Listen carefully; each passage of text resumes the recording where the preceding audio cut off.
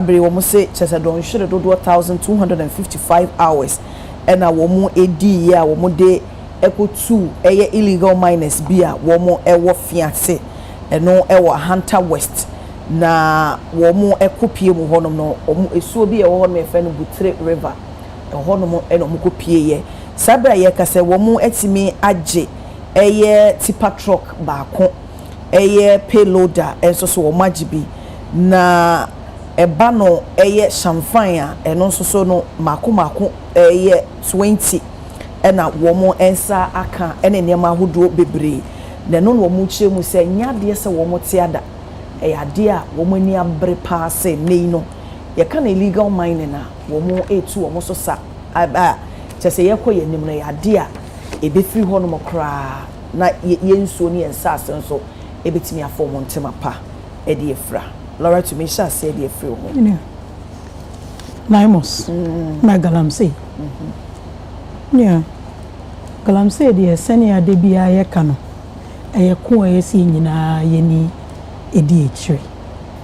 But there may make candy be and say, I started say, yeah, coon galamsey and yenne. Since 1989, I started say, yeah, coon galamsey. Sisian son of first no. Na ye shovel ne pickaxe. Big mining companies no muja omo sites na yenuano mo won nso no mo so afo first no mo de pickaxe shovel wheelbarrow na grinding machine nika no mo de yese adwuma sesi abeye sophisticated aye the excavators ne sanyo mani nyina na ye de ne de bedua na ye one of the key messages ye ko 2024 election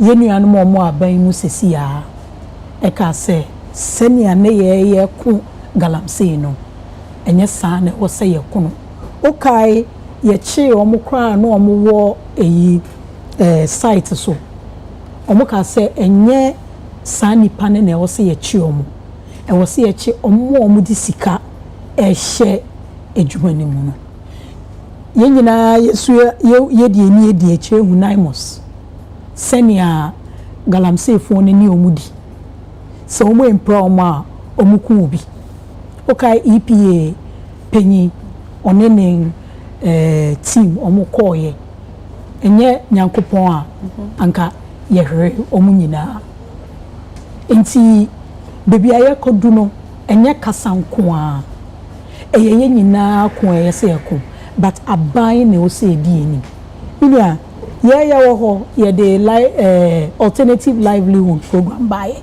minim sene akwa akosi sisi a omu ba ye hu sene akosi a anka beboa ye nyina gold catchers program ye de bae enam mercury ani ye kan ho asem se ha nsuosuo ne ha ye eduane ni ye kuafo asase omoye omudua no baye ni nyina wo so na ha gold catcher program ye de reforestation program by because omu the excavator ni ko yi asase ne so a se osandua inua na nti ye de sa programs ni nyina by 9 months and omu kan since 1989 me gidi say aban bi ebebe bia the security e kan ho sisi ade omu kan ya na ya de a yenye da e wo kroma a mi gidi say omu de omu ni shem no omu di omu kasa so e bia ebeboa ye se ne omu kasa omu ba omu beba beche financiers no basisi omu so ba omu chi nkrofo ya ni chi omu ka say omu bombe ba be mo nyina amnesty because enye omu na eye adwuma no e bia omu de omu ni course accept no so ba ni ke yanka ye ba yanka na nti o si nyina ye di ndi obat na nti o si nyina ye di ndi obat omu omu manifesto promise no promises omu ye in the run up to 2024 no omu di so no omu she inshishe so a na adodanko akufo ado de to ho no omu she mu kena me gidi se nyina ye bitimi di galamsey fight ni nkunim ba sene omo ye no akoye kasa ne de omoni di so ane sene ye be ya ye beton gold no gold yin so ehoman ni na edi hamo yenya gold ni nyina na yenya nsuo noma gold na ye de yenya gold ni nyina na eduane ye edi emeye yare a enkosi bibi ebo obia ene first no better say si obi wo kidney problem a ebia the way of living a life ebia onom nsa broso ebia bibi no odi ebia onom cigarette do sisi ankola kra ye wo omne kidney problems esi ehwe si etimi ku galamsey a ebete ye cost wo health budget ebete so because dialysis a man for year ni ye hye mu kenan nyina ni ye de ni hwe yensuo ye de ni hwe ekuya semne the way assassin ye be ni hie ankofo nkotu assassin yi gudie ma ye nyina ye ho nkyere but omo promise omo ka say omo de be di financiers ni chi no omo manning bededi because enne ubi say excavators beye bosme beye miensa na mienu echi yeti say excavators abapota ama sisi a omo pe baby fufo kra na omo de excavators na kosi edie na mana yesa sanka ye kendi omo ko galamsey omo ko nsene seno anke say importation of galamsey ne excavators and so but I say ba na eba edie ntira sami omani na yeso mo kire but me sisu say sa promise ne say they will go after financiers no they will go after mo di sika ehye edwumani mu no omo ndi so na yenyina ye ho he aye okay me da say abusafo ye di enkomo ye a Dallas Ampoma Williams, head of corporate affairs NIA, and so I join it. Dallas Akwaba bibi aboko de yadom yes mate memo ahome ma member of your so bibi anama ba so right so I can bet you bibi am over my fat my job pen no on come me famo metro I hope say near the major na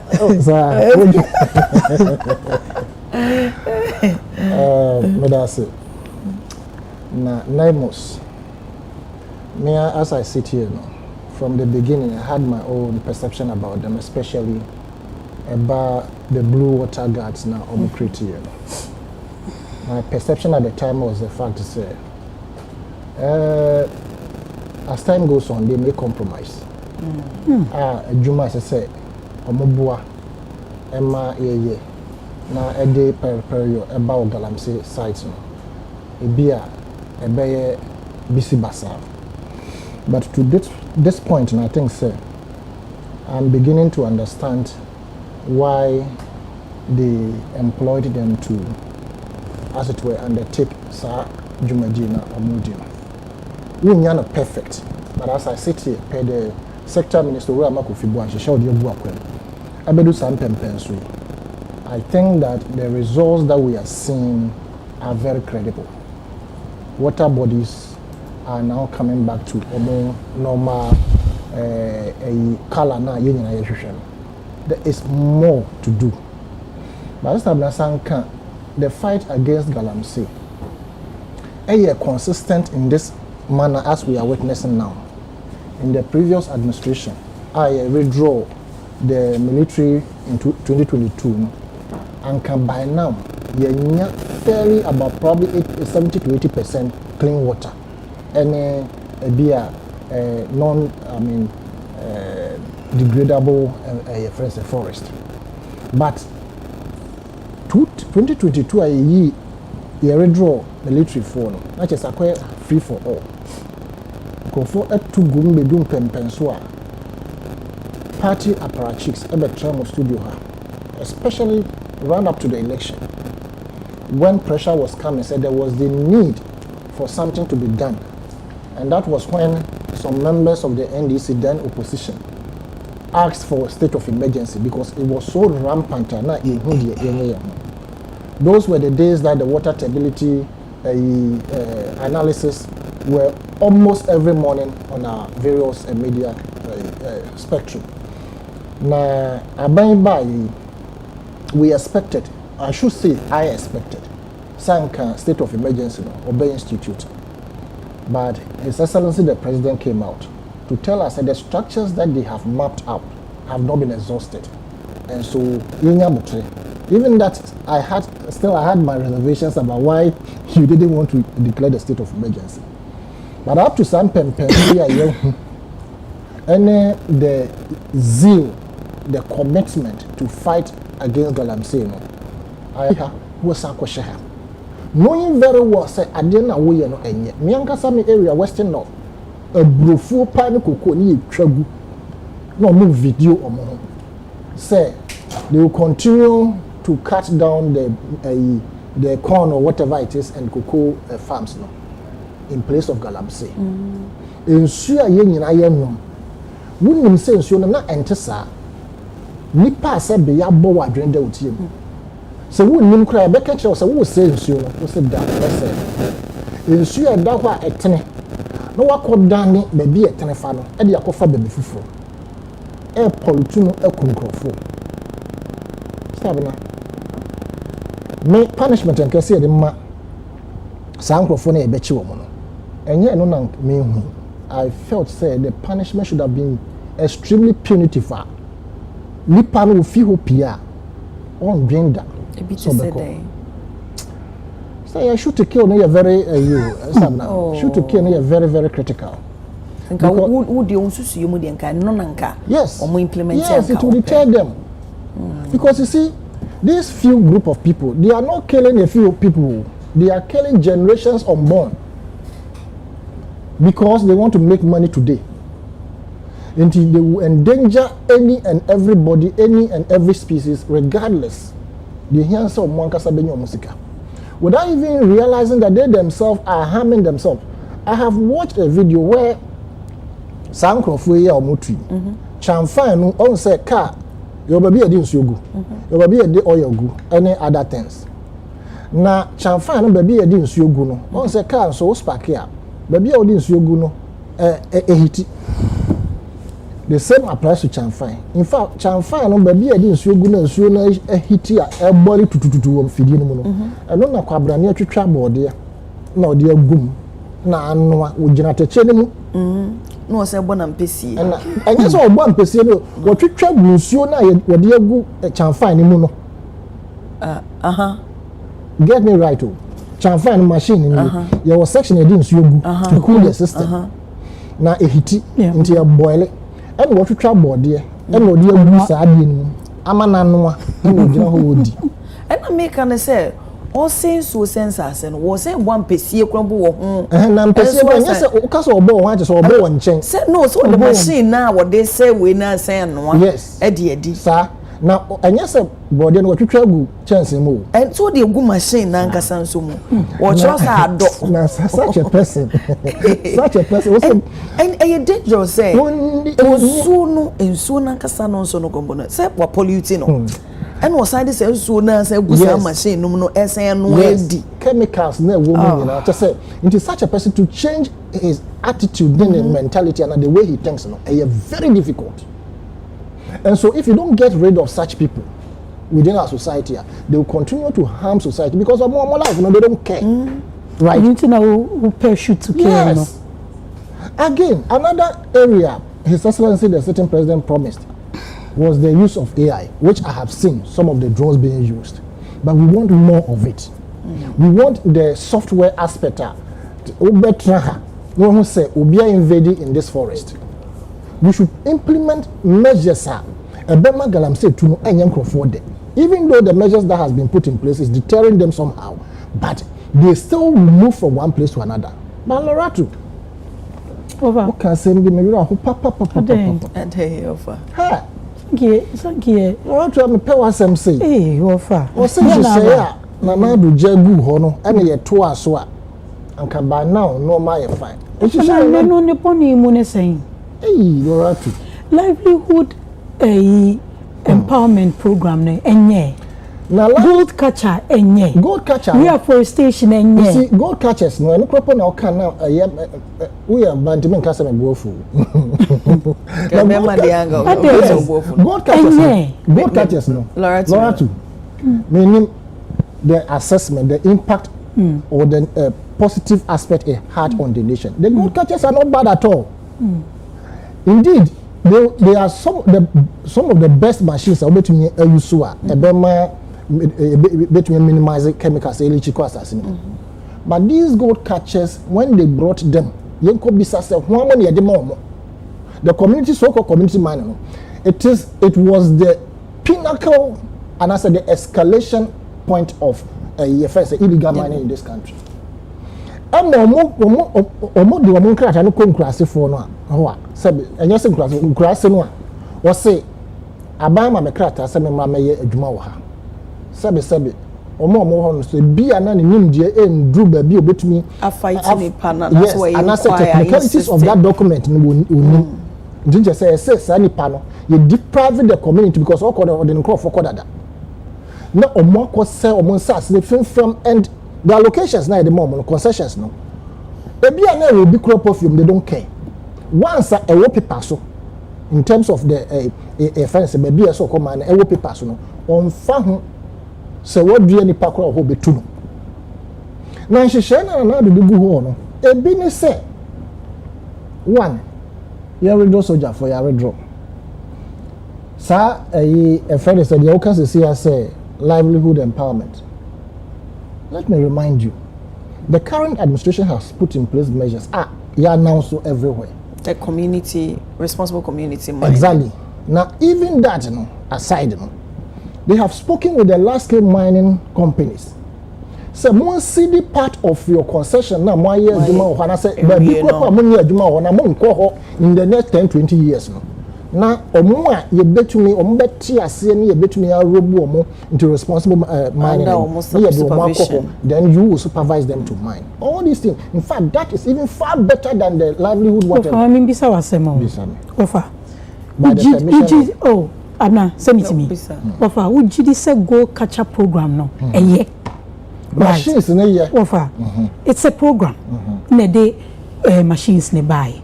See em fa embe ye mining ye ujiti say ye abna me no kasa man kan cho say ukọ down wa na wo tin sem ni bi say ye bi ye di ye ho abro nti enye nhihye na ye de to ho na enye ebi mu se ni o koye eni ye ti ye di kai say under your government there was nothing like responsible kai say under your government there was nothing like responsible mining. There was community mining. Exactly. There was no education and training, no orientation whatsoever for area no microphone or mokoye adwuma. It was just you see it was just not Loretta Mitchell. So it was just a DNA bekan na near better na omotimi you some na say training ni ho no mo na ye ma wo any sensitization bia. How did they implement it? Yes, Abra. The machines came, or the machines were bought by the taxpayers' money. But the benefit of the machines near the buy did not benefit the taxpayer. It benefited a group of people. And indeed, if you are looking for Nkrofua, also yenche a friend say the campaigns, of course. Yes. Which I agree. Yeah. But we will not sit here and think that they have not arrested any campaign. Nkrofua, I don't want to know court you, and your campaign for Nibia. Right? And I am saying, she share na do jagu hon, and she shall bonnet. And she shall want to us to say, yeah, the idea we Eddie cable because at the end of the tenure of office last year, no, on one Kasani women's organizer or young minor, and the Trump studio, how can I say? NDC for no shed down no more pressure to a ban so say on fighting against galamsey. Now on jai a man yet on to say a better ban you know more than she shaba. I saw Belusu Abano. She said it clean and clear. And she said, Uncle Shana, what do you hold that and another? And the idea comes at the idea. And by now, despite media, I was saying, see here, can you two are saying I'm a Dana Koshasi? Right? And for me, I admit that there's the need to do more. Owura Amakofibo honorable. Na pamfo ka bore mu omo na mewura mu. Consistently any engineer friends Pedro consistently they are in the bushes, they are in the trenches educating people, sensitizing people say monye de fata say the beya friends yensa ase ne yesu wonso wa ense. And we have gotten in evidence in Suya Kese any other areas. Clean back. Butre, I used to be the national coordinator for a certain NGO way back. I know Butre very, very well, that river. Now you dria mangrove. We used to mangrove for income generational activities. So I know that area very, very well. And Suya that at the time, crunching. People have invaded it. Until 9 months, you have my basso. But I think, sir, a bank should resource 9 months in a very strong manner. Na ebias ye be more certain powers. Na 9 months go for nankasa crop so yen kan say shoot and kill crop ya munya bia munku a exchange of stop there. Say yeah, you see, no. Yan kan okre. You know say that simbi o hono mo nsa no wodi. Yeah, we be no munye be omun shooting no munkum say. So me say mra na di eju. Oh say Ghana. Man no was so aso cars nkrofo mo de hwe ase ku mo bebre o. But no ntina. Wono wonye ahwe kura o. Advocate ka say me ma ye over speedy ne ade no so nya. And so still ebi wu. Nti say wo say me daachi. Wo say oman ne daachi. Wo say nkrofo aye nwu o mo daachi. Wo ba be wo na say wo ba de na aka bom. Anya wo de. And you'll be in activity because of pesca. And such people needs to be eliminated. I will be consistent on it. They need to be eliminated. And my faith Duterte, a Philippine president, or and for me, no, Namos is doing very, very well. But escalate your activities and ensure, say, more tentacles and best spread it. Augmented by AI. Now you can find two for years. Okay, yo, Dallas. In your bamidasi, Mami enchia one washefo. Mami enchia mini apeni asenia tan. You be boy, but also slim. But so body na me bo. Now, we issue our day atop no so say ye ni ho enkomo. A former good year you tune a former good year you tune my bonnet a so.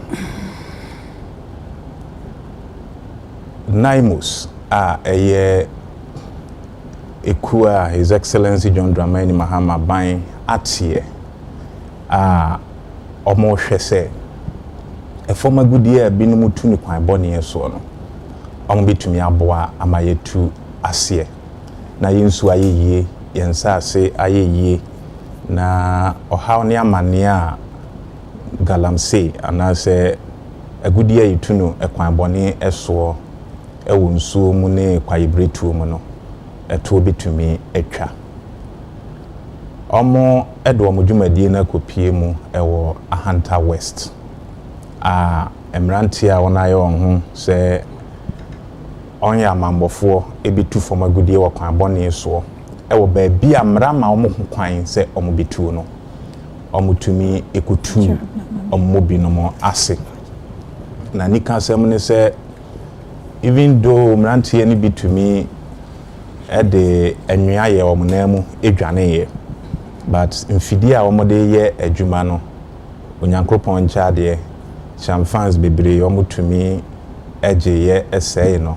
other equipment a omo de say nso yensa asene yenkwaye bretuo no omonsa etumi ekan ya wono asay ni nyina yebo na baso ewadwuma ono eye na so obi kase His Excellency John Dramani Mahama ene NDC aban ba ye yintu anamo bia ebeboa ama galamsey ase etua na mi se wotu kwan afi na waba nti yemana kwa ba wanye mmere na ontie na His Excellency John Dramani Mahama ene NDC aban atumi aye ewo afi ene bosome kakra yi a Ghana for the tumi ehye yensan Minu aba nneɛma mmiɛnsa ɛna megina so na mede akasa.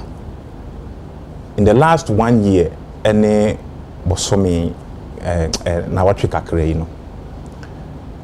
His Excellency John Dramani Mahama ne naban the technology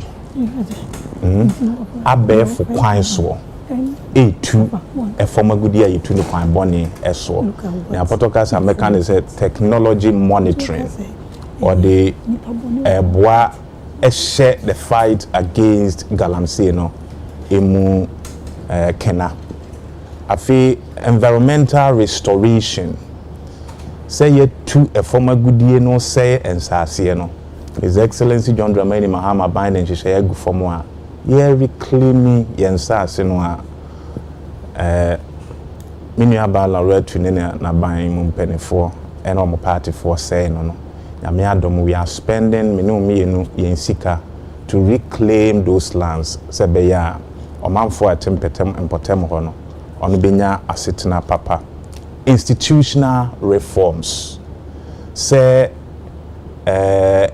adwumakuo a ono ehwe se nka yintu fom agudie no kwan papa eso ekwan a obefa so se obenya krata se obenya mfidie na odi akoye adwuma no. His Excellency John Dramani Mahama ban the reforms bebre aba se beya yebetumi de aboho ban. Now yefa environmental restoration a mene o ka say ye de bibia ba ye friend of protected zone security. Inti aban ye to me identify high risk areas a ye tu forma gudie e wo kwan bone so sensu enensase. Ama ne me no ka say the military bases in these high risk areas no omo red alert omo make sure say yensu ene yensase no omo bebo ho ban e de amayen.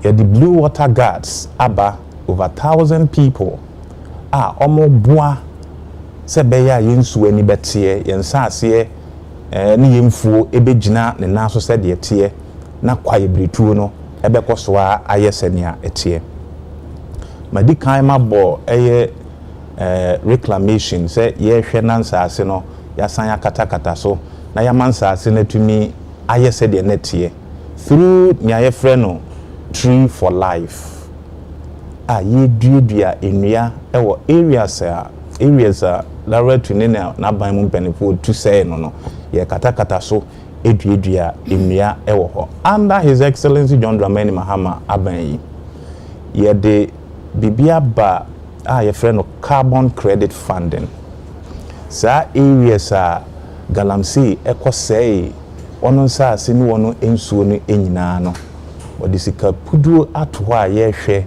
na ya make sure say sa areas nyina no omo betumi enya asetena pa.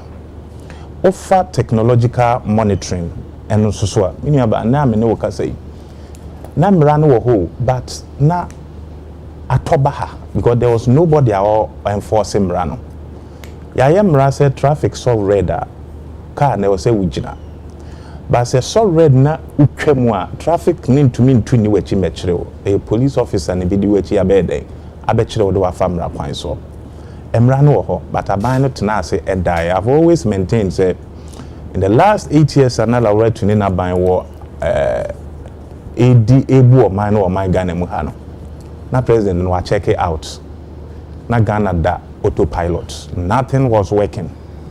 Intimra anka was say you make sure say you enforce me to me the two from a good year and crofo to no kwan bone so no because say no akasa kura na ban mu mpanifo ene mpanifo no mu bu man no e wa bankesi mu ho no eye complicit ye involved in galamsey no ntino no relax him rather. And under His Excellency John Dramani Mahama so obekra excavator abo my Ghana mu ha you need a permit. Shipping company obefa excavator every amano ne dia bisi wo man mu a when ya permit from the government no you are punished under His Excellency John Dramani Mahama. Ye ba ye no na ye wo backlog of excavators egu temaport ho na ye nya ba bi mpo nyini ma papa mu. His Excellency John Dramani Mahama by make sure say saa excavators yi nyinaa no ɔse sɛ bi de kogu Shy Hills ɛyɛ baabi a military for no atena yɛ ɛwɔ Shy Hills no and other locations to make way for nneɛma a yɛkra efiri amanone. And every single excavator yɛkra bɔ man with permit no unya bidra you are required to register with the Drivers and Vehicle Licensing Authority DVLA. All licenses here with the owner's full records. You are the tracker abum. It's every excavator ye crabble memo ye license or DVLA no tracker boom. Ye monitor the movement of the excavators. Say excavator no ewahi eshekwa hybrid room because let's not forget say enye illegal miners nkoa na use excavators.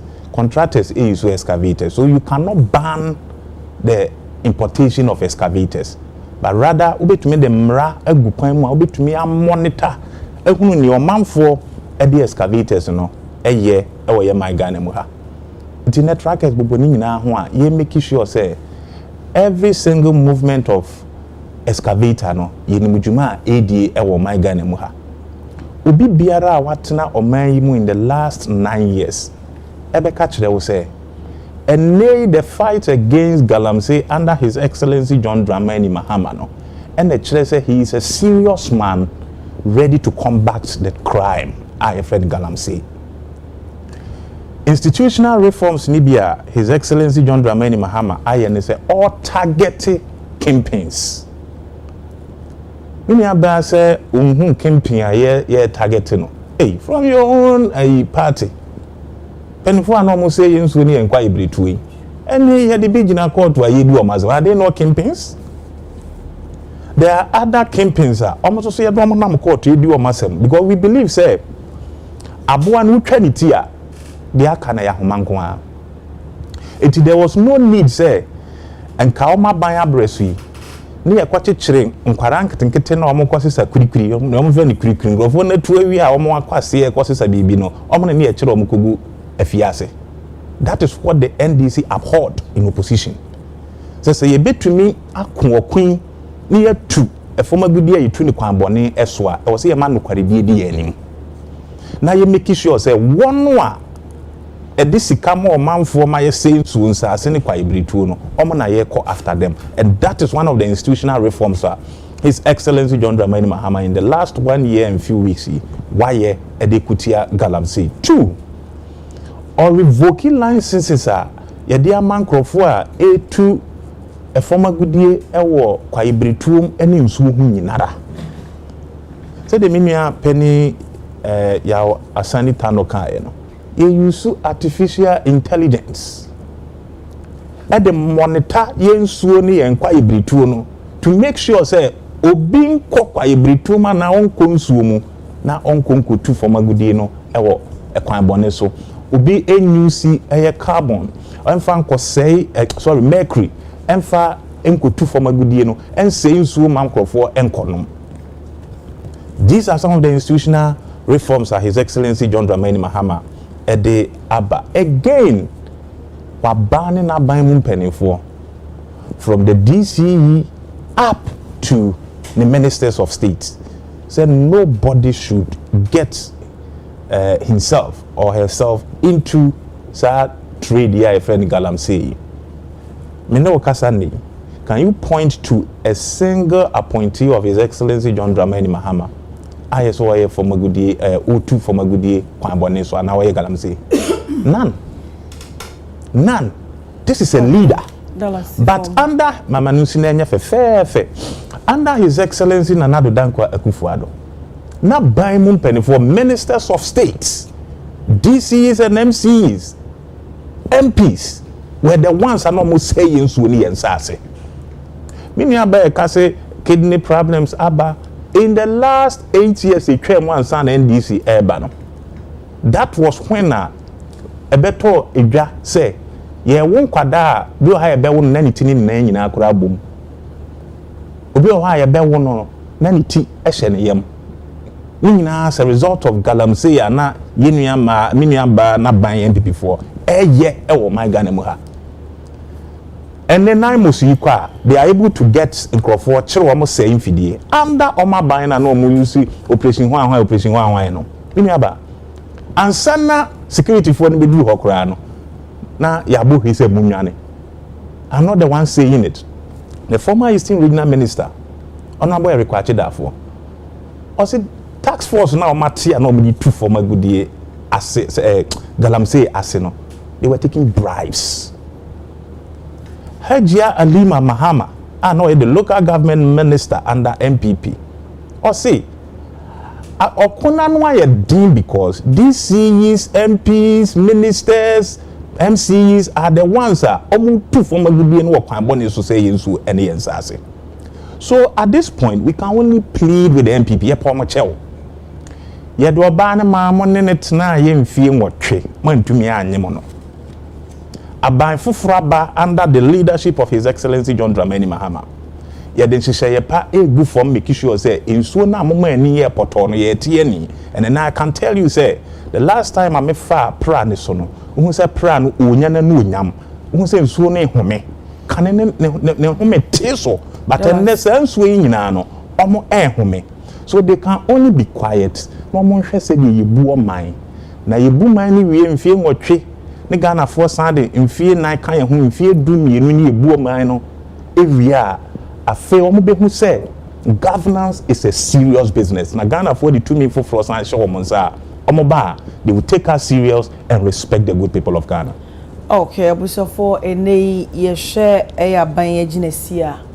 The anamotu awotu obi ne se ba na yemkua yemu a ye be no kese mu se de be ya omanfo benya biedi na nsompo ya sanse wenya biedi akọ amanone ne akọ akoton ne for a large scale agriculture program eye mutuality kan LAP lap no ne no na eye World Bank sabe aye kase de wo ye nhyehyeye wo beta akire na eye World Bank country director eye Robert at the home popoye ama abra no ne finance minister Dr. Kesawato Forsen wo mo ko aprobo pon irrigation scheme no na hono de to just say wo ye hye so de $1 billion beba be hye nei ekua yonum se de be ya ebetimi ama ne mo so me sha say de free of fire ho stop am do Aya, my sector commander, but then she had a second submission. The sector commander, Temahabo, Madame Teresa Potaki, Michelle, my auntie, I said, Wabelandi. I mean, sure, now, of course, we are with Jumapa. Sabana, Yanko Pombo, you asked the queer. I know the shall say. A boss, Ronia, say. Asase no oye ne sede ye be ye mu nyuma na ye didi e wo so ne de mu haban ne nube na so asayare sa na omo book Bible na ta chere en se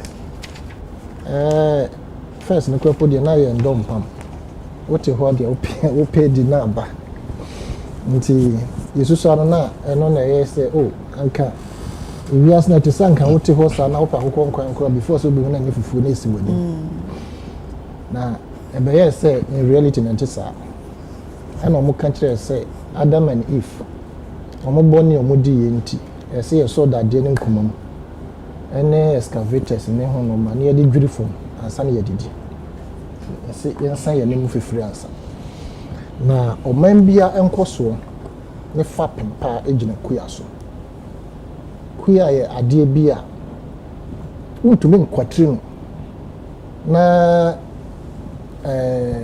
Bonibeka can say living things are surviving. When you deal with until even though we say water is life, to me no best 1 month now you think say you survive. Maybe you go by 2 months time there. Nature say maybe an alcohol, but at the end of no matter what, who did dear, who be young. Enti kuya ho hia papa na enye bibi keke ana Kwame Nkrumah eye na adwen se kosombo dam possible from Obeya. In fact, there were two main reasons. One, to give us energy for industrialization, and two, to use the greater part of it for irrigation and for farming. In Tiabajimi Breso in the 60s, Amsterdam 63 Hobebina or Mobia and was understand to be corrected. I have to check my now within that period no irrigation facilities sa Bajimi Brebuno or no nature sankan Ghana ye fafa pimbia jinaswa see it was so be seen a year. Menjin this sanka or membia on the African continent between a BT when it comes to food production, processing and adding value. Within that short period, utumi ye noma bebre ni nyina no ye beka se queer ne line so efa ayemwa horo polygon meat factory, tomato factory, water star corn beef factory when ye noma bebre afife rice ne sa no manoma na akomko Loratu Madaruma. Hey, what tradition? What You tradition. Sanka, the open abimu. You tradition. Now down boy you say. The be make you tradition. Then what? Eh, say o sambo mi diyan kan sanka me no dey. There be say tradition there. Tradition goes on. And normally kikri na sometime. Omo you come nkroma fi ho. Die na ya sha se nyina. Kuya wo se den ni nyina. As we speak, the irrigation facilities and Kromaye, they are still there. As you see, a very revamping year, the potential for agriculture, and can the kitwa. Mekaya feature moyene a agri minister to Chenko Mumane can say, some are in deplorable state, or a jenshire to revamp Nina no my new ones, and so they come. I pray so. Stop. Right to move one district, one village, one dam. And no more scanning in a boom. And no more yes, particular those irrigation facilities now your water than one. I can buy now northern part of the country. No more produce and can you do one. The northern part, Yankupon am born to what trash akeke. Or boy for us to use a yardrin, I am fine and dan danoma. Niam fa more man home bra. Nema the other part of African countries, so munye aduane ndi. For me, me kropo, me de. Say obi be my 1 billion. Say yam fan share kuyam. By this time can you hear obi asika say the be share kuyam. Say e be ni yie pa. Anka shopping malls and one can ha nyina as say ebun kama faso a ye kra no ma nyina fi mostly South Africa. And can buy now Ghana not buy Ghana carrot, Ghana cabbage, Ghana be beer and be put 50 to 60% ye turn over. And so no matter your shopping malls are vegetables, ne whatever ni na no ye crefi amanone. Until what is the purpose of assassinwa Yankupon Diamaye? Me share ori to forcing. Me visit to a certain plantation in this country. A banana plantation. Our mutual said they are the largest in the world also. Necessary. Now, imagine say you two of that. Say uko a friend say Cote d'Ivoire. There's a particular place from my area the minimum a kwan so papa in but who to make a pie a kwan biso. We be trap there say 10 miles ni nyina e kodun kwa. E biso brodian kwa, e biso koko kwa na ye ha no ya ye kuya na mana ba say third class job bi sabi mo ye hiafo na mo ye kuya me wa na nke sikafo o mem ha na say mo invest in kuya ade ni owura Kwabena Minta sector minister for health we free the chrome session now just as a yantam northern part of the Anabono area how baby stand to be corrected what the year because a one assassin Yankupon bottle was say a ha na money din free now can down how no imriaka see one and also and taking care of ye mwane other things so bubu mu dada ne ye kakra di ene enwa mo ene kro ye sprays asene sa me woni nyina ye. And yes, I am for the revamping of agriculture, and we should do it in a massive manner such that a home here see a bekra aduane fi abon ene kontomre yetumi kran kontomre fi e fe say Togo ne e fe say Côte d'Ivoire hadenti ye won sase but unfortunately galamsey so spray sase no enti ema no buy no crop pank say asase no fertility of the land is dwindling. And to say, you see, a bear Greek Canada, and yet we need not only to say, yeah, Greek at all, I say, yeah, Diano Biano. We need value addition machines into a mon camera de bray. Said the bear, a queer phone or model shame some more Yokuano. They will be able to process or one castle no buy. I can imagine say one castle produce who no man will food. One castle could try and no buy no machine be a seaho. What they are canning be. So, see, we have the can cancelling machines. Very, very portable ones are we are moving from one place to another. I shall more to yam tomatoes new additives say what the can Emma preservation nature say no so was into what tomatoes if you were from a ban. What my name pro? You been see a book to just say a tomatoes.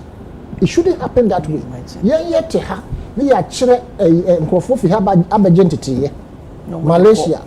Ewa abeho no mo de ko baby am free western north asarin so to be precise we saw no there was a friend saying abefu bi so if you are Greek or something like that I think na ukọ pani mumme tractors twin back kwan no cars be fa yentumi and sustain up to date o man pan ko for ba so me ka say what the presidential special initiative be e buy now they were going to ensure say I am not seeing the impact of that initiative. Say see I saying the year 2000 and I'm a tall shares ewo benzo palm whatever at the time no 200,000 Ghana cedis then yes kaketwa Saturday year is kind of that time now zeros be bring then yes kaketwa and I'm a tall shares room and me ko check shares no 2020 something years now me koda me ko check ade no the da sukurapo no is can 2,000 Ghana cedis. Oh yes, 20 years I'm telling you. And I'm told this war a cocoa processing and also na kohwe omonyo na sanka ya agric ye bibia ya shemukina ya revampo ekoso ki ehia bosempo baby anka shares na me to sa time anka by na me to ma jojomo na no because feed esika me more modern saving kakra the time the to sa shares are two different areas and next sanka man to kra kan ye you understand nti we need to ensure say agriculture be one of the basis for employment. Into all to force yeah, we are finance minister anyway. But the basic will be a more share na financial kuya mo. Or more buy more just on be kuya no more that more than the last scale more support mo. Then it means a World Bank $1 billion. Yes, it's in order, but I'm saying say a kamen kwa nkanye say yes ade abasa mine. Not even that anke a kamen kwa nkanye say better say World Bank raise kamen fanya agric. Anka by this time agric not take shape and na ben no hu no manyina ye de a car dashboard name many things plastic no normal ye te ha ye bokube na ya sheno ye bokube na ba bi e kwan na tutu ne de akofele. Meanwhile, kube no fitititi na na mo abeso ye bokube to good no hu no to be sanka machines o ye processing ye de fiber ne sa no no anka na ye nkra sa mattresses na mawu ka ye nka say ye mattresses ye de kube ye fiber pa that's what we do. You the potholes. And I'm praying and hoping say enquire police for Brofebi 9-day wonder. Say you discount bread. That incrophobia more breast with the scanner by Yankasayo. Your beer and your begia share bottom. It is sky by. Right, I'm sure him, sir. The sky so see me.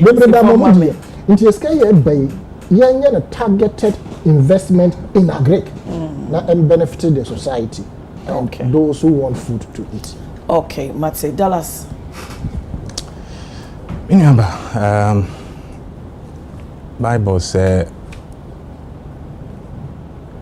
so ni papa bu oman a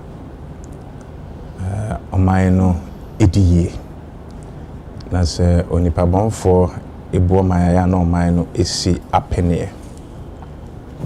In the last 1 year ene na oche kakra His Excellency John Dramani Mahama abetna Ghana benwa iso se Ghana mampeni no enema bebre esisi ne papa mu ama amanfo a nkakane omudwane firi Ghana ho ye ko dwaman so se ye kope besia akora na obia edwane firi yen ho no ene omo ana echisi yen se ye pe o yempe o mbebo ye besia obi nso se ope mema osika wode ahye o manim na impuntu etumi aba o man. And I think that these are positive signs chere say yakoswa dem paibo pa etai His Excellency John Mahama chi NDC aban echi a Ghana ebesan afa ne ntamapa efra $1 billion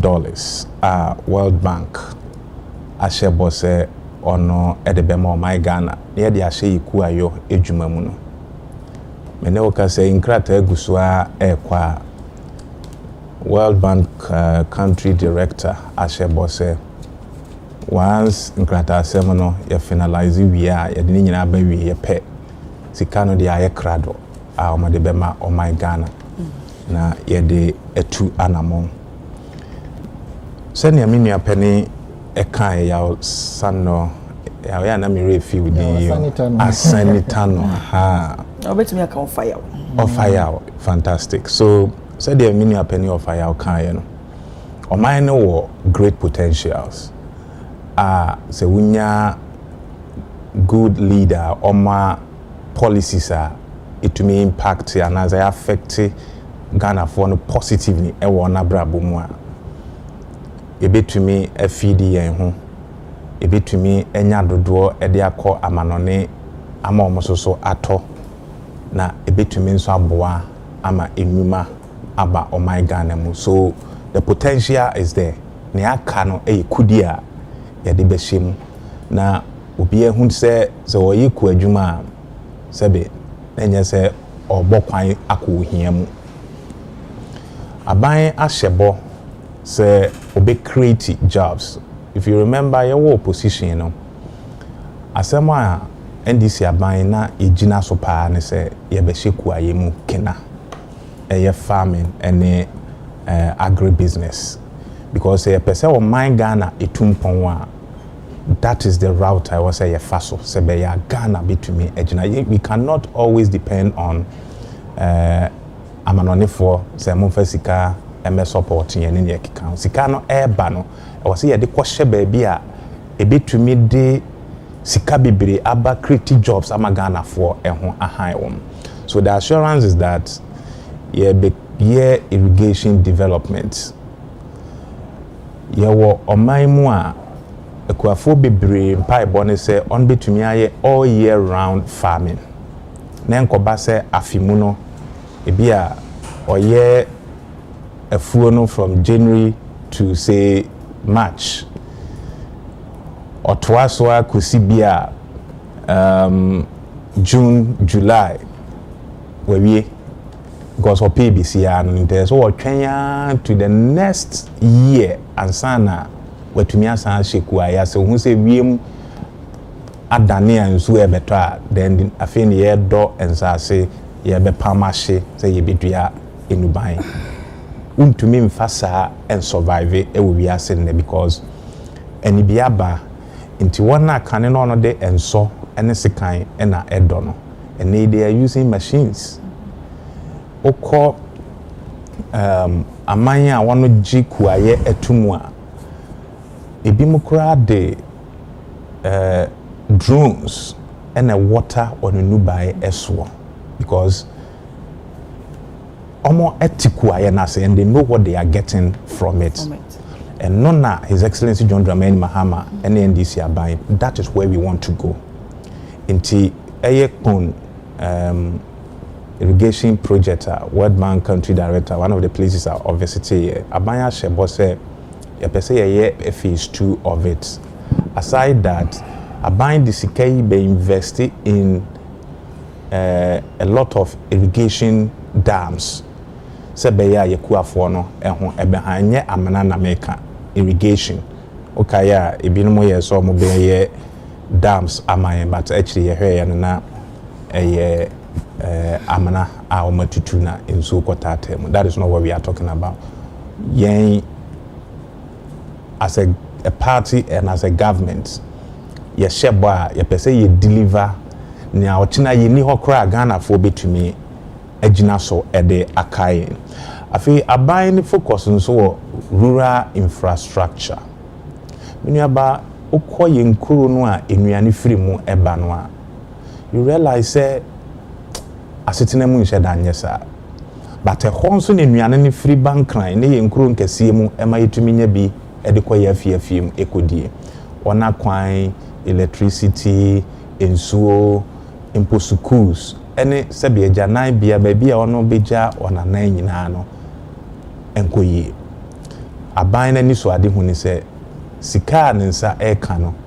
These are some of the areas that obehwe say ye bema infrastructure in these rural communities no ejina ne nan so sebe ya wo yikuaya enye wadwenze a punishment, because as it stands now a lot of people are yikuaya obi wa yikuaya 30 years 40 years 50 years but obi san is yikuaya we ye faso ben na wenye free mu a it will be very difficult say obi tumi de nsa CBB so say we na dia amanya free kwayo ne emu, and that is not how I was say etie nti aban hwehwe ye ne say ye be sheku aye ni mu kena na ya make sure say odo hu sheku adwuma ni mu a obeya ye ni ye na sika ye den free mu aba of our honorable health minister ne issue also. He's into rice and other staples.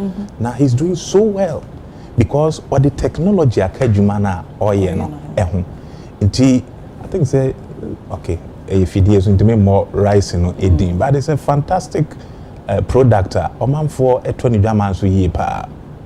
There are other ministers of state almost so no, even the secretary to the president.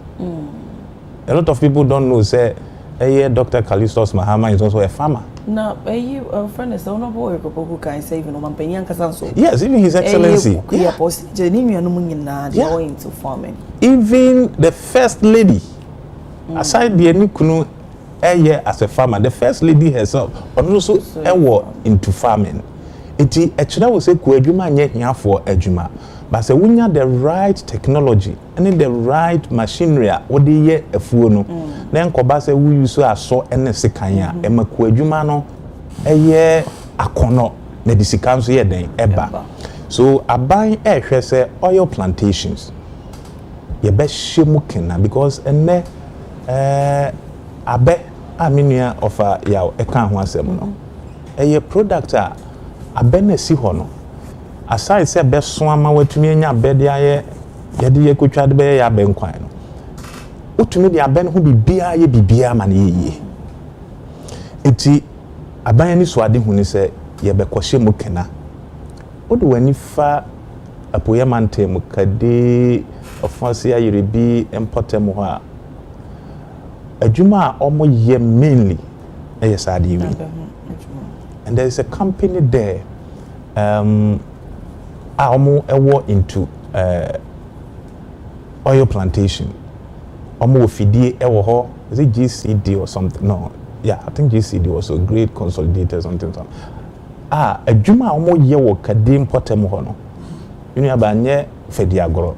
So if yetumi ehye wona ewo abedua animu ekina ema omo tumi dua ne mo a you can imagine ye betumi enye free edibi wo eman na accredited jobs na yetumi akrabi edeko amana because aban ni so ade hu ni say enuane a ye kra efri amana ne eba no ye betumi ayeden ateso because en ubo supermarket almost everything ye ton wo ho no imported including toothpick.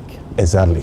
Meanwhile these are things say yetumi hye yiku ayemu kena na ye mo munya the right machinery, the right technology at the yeku aye no a ye betumi aye e wo yen man Ghana mu ha Government is also looking at maize, abro, and more domestic poultry. We say edrubibi as na poultry farmers no almost say aduane omo di feeding nkoko ne kra no aye problem ne bo aye ding nti some of them were getting out of business. And interestingly, the deputy minister responsible for agric I was always work on MP John Tumelo, you know, say into poultry, ginger and other staples. He's doing so well, and these are people are more hands-on experience. Honorable Eric Opukwa on the leading ministry, no, a fantastic brainer, a banikuaya. I am yet to know be our tikuaya na say a channel or yemaya yeting. So His Excellency John Dramani Mahama strategically, Efa and Crofwa say ye di tumi no ma wo so wo nhwe na yekuaye no enyina ne nanswa ombetumi aboa kuafo ama wono adi ye eba ne koko eba no say soya bean ne ne keka ho. These are the target areas sika yense be can free World Bank no according to the finance minister on hwe sika sem so no wa hye Ghana for bo say ye di sika no ebe shim di say wo ba bi na opese okoye kua na unhu baby esa wo fa soya bean wo ho, maize wo ho, rice, poultry, oil plantation fa ho kokohye e wo ho na sika e ba no ataje obete de na wonso adwuma wo ye no abusua tumi ehun esomfa so. Okay, me that say Laura too, but answer now baba me reading messages ne been so enfem. You see the mindset of MPP, if excavators are imported, it's not only for galamsey. Those financing it is want to me and co. Arrested when arrested, these MPP will go and protest. And no near to Abudu and so at the buyer, this Smile at the buyer near to so the bow say, who is the owner of a mining in Ghana? People every day keep online. You people every day keep online, okay. And Smile at the baby who owns on so the babichi a contact mining and yeah nonko. Silas Odum Abana, what is Della saying?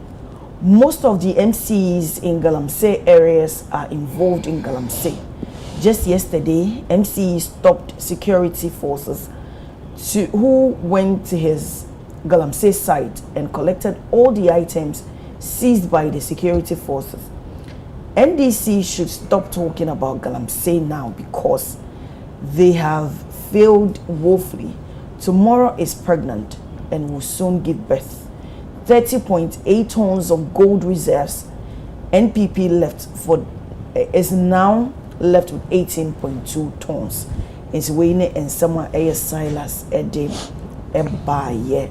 Sasuna Smile be say the effort of NDC government towards galamsey is good and they should keep on pushing until the result is achieved. We and someone Mad Lion good morning. I continually emphasize that 3 sectors in our economy that should be insulated from partisan politics are agriculture, education, and health. However, the NDC criticized the previous NPP government policies such as planting and railing planting for food and jobs. When they were in opposition, now they have promised the Nkoko Nketenkete initiative, which has not yielded any notable success. Recently, in certain districts in the Ahafo region, the distribution of those beds turned violent, with reports indicating that some recipients received as few as 2 hens, whilst others got 4. And no dear me pacho me nim yente ho asem. Mad Lion and no dear me Richard in Ketia there. Good morning, Sister Abena, please. Can you greet Warfire for me? and I'm enjoying the show. Thank you so much. Into Ofaya Wate, Ofaya so we on Chianapa. Ofaya Richard in Richard. Who fans pa? Richard no men. Richard in Ketia. Richard in Ketia. Maybe or Chiapa. Okay. So who fans pa? Okay, Sister Bana. This match is simple. Cry. Malik Basintali versus Bawumia coming 2028. Junior Jesus and Kranza South constituency. Na Malik Wabeka Bibiacho so baby. Hey, man for. Good one, Sister Abana. Okay. Hey, fire Richard, what do fire? Because there be messages or there been in greet of fire Martin. My main friend is here. Hey, there be over fire. Oh, sir. Oh, much me. Ayo, fire neko. Laura too, I'm also. We introduce you Dallas to see free NIO. NIO now. Na nipo free NIO because say akukudro. Yen nyina ye ntikruma yenim se microeconomic indicators ayeye na mumenya kukudro I increase more prices wabetna ka se me na me kukudro I mean come on ye osan ka se abna yentimi nka agric ho asem a yemfa galamsey na asem ne ntuye Dallas ka so se NDC ni bia ho eni ho a ye de galamsey afore no Joseph Yamin because Joseph Yamin omo national organizer. Okay, Laura, to was 7 minutes. More time. Yakubu Abanga. See as you ko nkoga. Omo a edam akoma so. By now in case some me hu send asem we akosi if galamsey kono edam akoma so. Oscar Oforilabi MP for our win. Traditional council na decide for foreign then aba Ebenezer Kweku ado situfi no mu de ode ye 9 months for then na akosi yes chairman BB akwetia chairman TUC na de sasam na for omo nka NDC ho ana omo yiyim Axim ni dunkwa constituency chairman omo so de sasam na for who abna ye betna as anything de bia meka say o mind bi koyia e koma yenyina mint na ha enka se oman ni koyia embo a gu yenyina yeso but e wo se yenyina ye hu se nkofo omo aban mu sesia no Dallas ne nkofo enye se sesia no omo ba abem yes se kra o matena abem mu senye se na MPP yes ye gitu mu se 8 years ako ye nyoma bia ankoso ye but se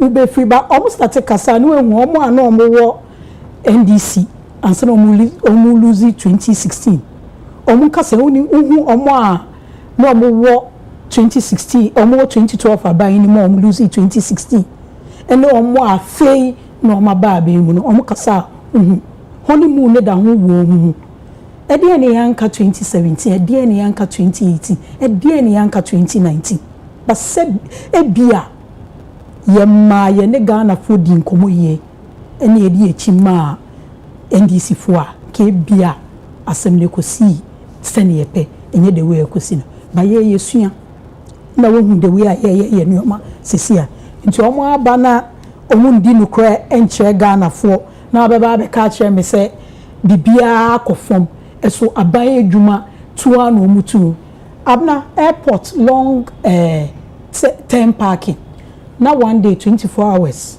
70 cedis 75 cedis and 150 cedis bibia akofomo NIA nanu ya no mo de beto ho omo increase your prices kukudro enti say obebo me maba so yen kokuya he ho abna since 1992 na different organizations eboa yekuya and many of fire adwin ye she kuya mu kena eboa yenyina na siyeja ofa FAO GIZ Canada DND say I think come Global Canada Africa Development Bank oba Ghana kwa Agri Development Bank agra ne san nyuma ni nyina almost started say almost share omo share omo ma so financial support, technical support, infrastructure support. And then oko agric ministry, I'm sure so be medium term plans nyina.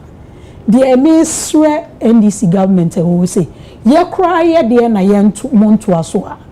Mo de na amuja 2016 no. Monto aso.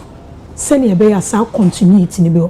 Ba ye be fa de na ye didi foforo ato so, ye be fa de the say wo fe ka say community mining, ye responsible community mining. We ye say ye be fa nyoma na ye didi ya foforo. Ni nyina ebo oman ka. Nti eye se World Bank be maye sika eye. Enye first time omo maye sika ni. Enye first time a donor organization this sika be share ministry and sector bi mu. But ye kona ye nyina ye sua send yes ye oman ni ye no. Governance continuity wo ma eboa ye nyina. Send ya make ameni wo nyina ye to a yetua eno ne ye de ye oman ni yi eye but omuma sika no enko bebia sika no nyase ye be kan senior omutro ni bebre wo omo manifesto promise ebe ye abridged manifesto ebe ye youth manifesto ebe ye women's manifesto kan bebre na sesi a 133 no kwa yin hu de we a omo de to no yesro omo 1 billion idie omo men to bebia to eye yi a eye ma nyina na kasa ne die ombeka de ne yanke du baby no omo kasa sloganeering but then there obeti this for that eat Ghana we there yate omo nya mine ye omo na ye ditumi amomo for the next 4 years omo ma sikano enkoto baby eto abna ohwe kuyayo experience is the best teacher. Thank you. We've learned. If they won't learn, that's their business. But we will keep guiding. Opposition is human. I'm not sure Kriyan Soa. Ye jato say adonin kwa eyaneha. The whole value chain of agriculture no is the let me say ye over the years and it's the biggest employer because apart from farming na ankasa no apart from extension officers na ankasa health and safety forum marketers forum branding forum even advertising bibia that full value chain is say ube ye asase no ube ye asase ni ye edua enobaye no ama nenyini ama wate ede value aka ho ansa na ebeba bedu me ne wo ho no so wo fa ka kubia seni apart from see a ubetimi enya kubia ya branded in nice level bottle me wo fridge ma ube ya no sa na ye hwe no ne hono nso bi ne hono nso betimi aye see akwa ebi mu de ye for flower pots no manure no once obekwa akosa netie hunum de ewom ebi akotre kosu akra wom sa na obe esi ufie ne de enwoma nkete omo de sa na ni na ye organic yi manure ne sa na nti eye se dwuma ne na me aban bia ba odisi ne nim so be ye Ghana ye be ya na nneoma nko since 1992 say ya na ye ba mesre say omo masika no nko omo ye say okomo now for can say one of the reference points there I think Golden Exotics almost very large organic banana farm they employ some 4,000 people so imagine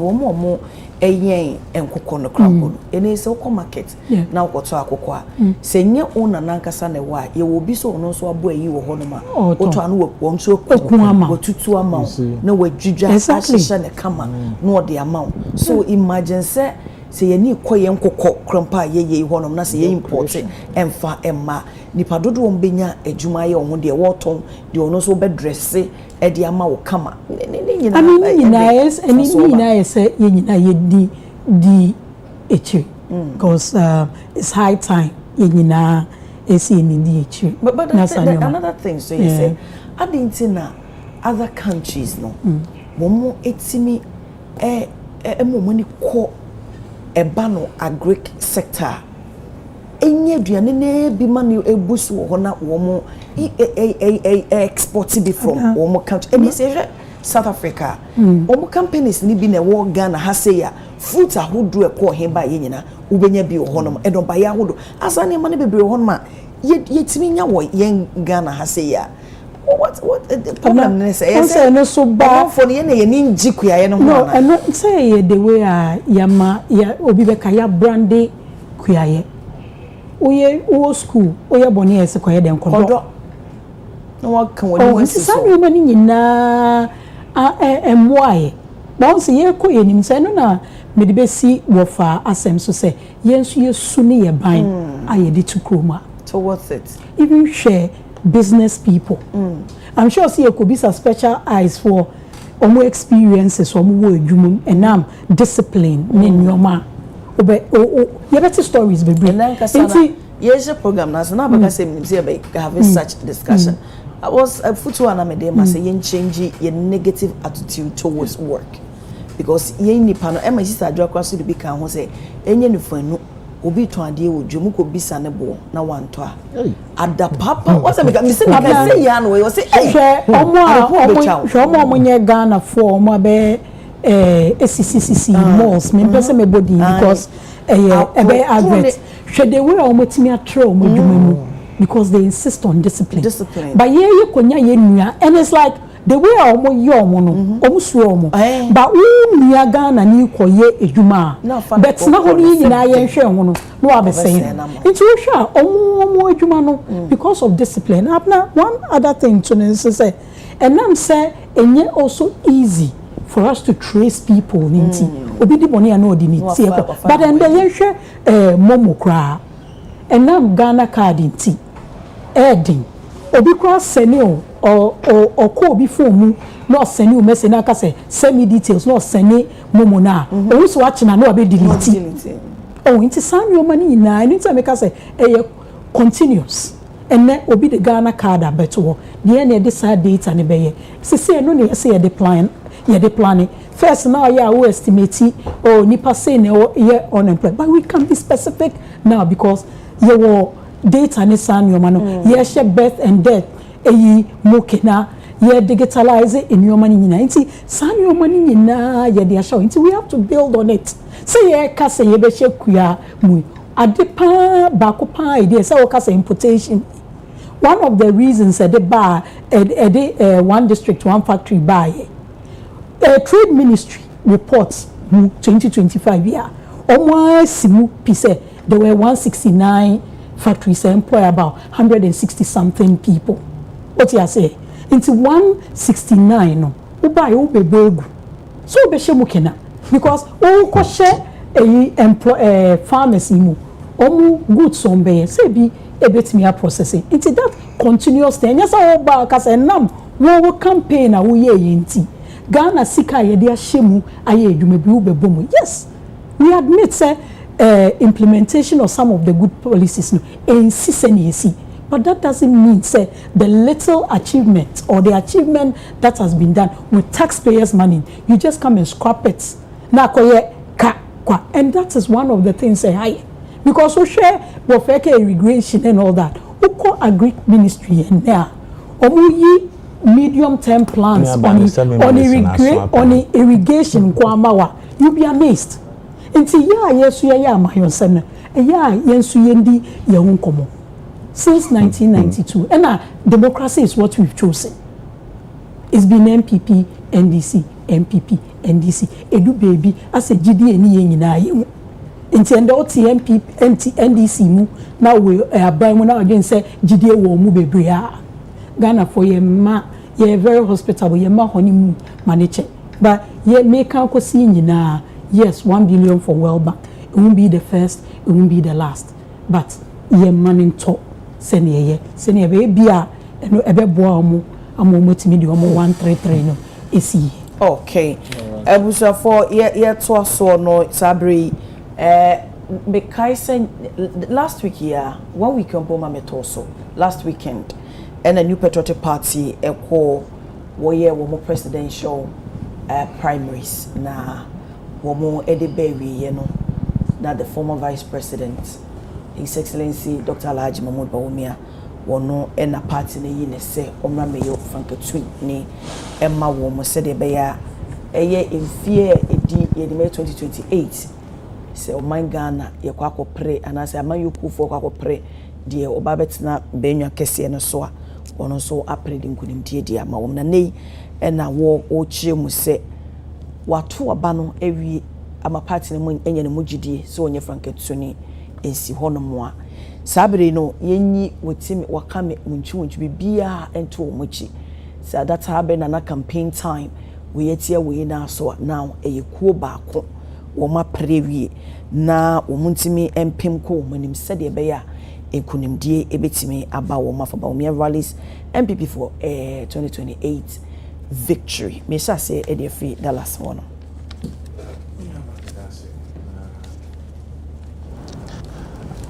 Afei na mahu nti a mfie nan etwa mu ye hu hwe esan ma om mfie nan biem omudi ye hu hwe nti mfie no nwotwe 8 years of next to nothing mete wodan yimu no bra ye ka galamsey asem I was very specific on nsema na meka say His Excellency John Dramani Mahama as part of institutional reforms are all year to make sure say be too formal good year as year no wa ban na ban mum penny for say you cannot get yourself into the area of mining so na ban mu say we trim say we be too formal good year so be diamond be gold be bauxite e man na ban mu but you can only do this even if we need na ban mu e wo kwan papa so in your Bible, Bodin, Yamin, Niabanga, are they ministers of states? But only a DCMC for and deputy ministers. These are people who are not in government and will be acquired allegations against them. Dallas won't say will be a way involved. Mami Bako. I remember such moda MC a man who was some combo by me the home the papers even hold on say wako a year galamsey yes na biso akwa jiska I issue receipt e the amount mo say sikano echo into government coffers. Why do you people why do you lump everyone together so a galamsey? Wow. Asama you've asked and I made sure say, hold on. What's it? No, we are having a conversation. Hold on. What's it? And you were legal minors. Let's draw the distinction. Hold on. I was here and I have a conversation about that specific issue. It's not saying it's something. No, but a diamond penny for almost do galamsey. That is what I'm saying. Honorable Kwesi Braku. Oh my. Or that MC or the galamsey. Just you. There's no record of him say too for my goodie work my bonnet so. There's no record. But there's record say wakwa Jessica. There is no record of Honorable Solomon.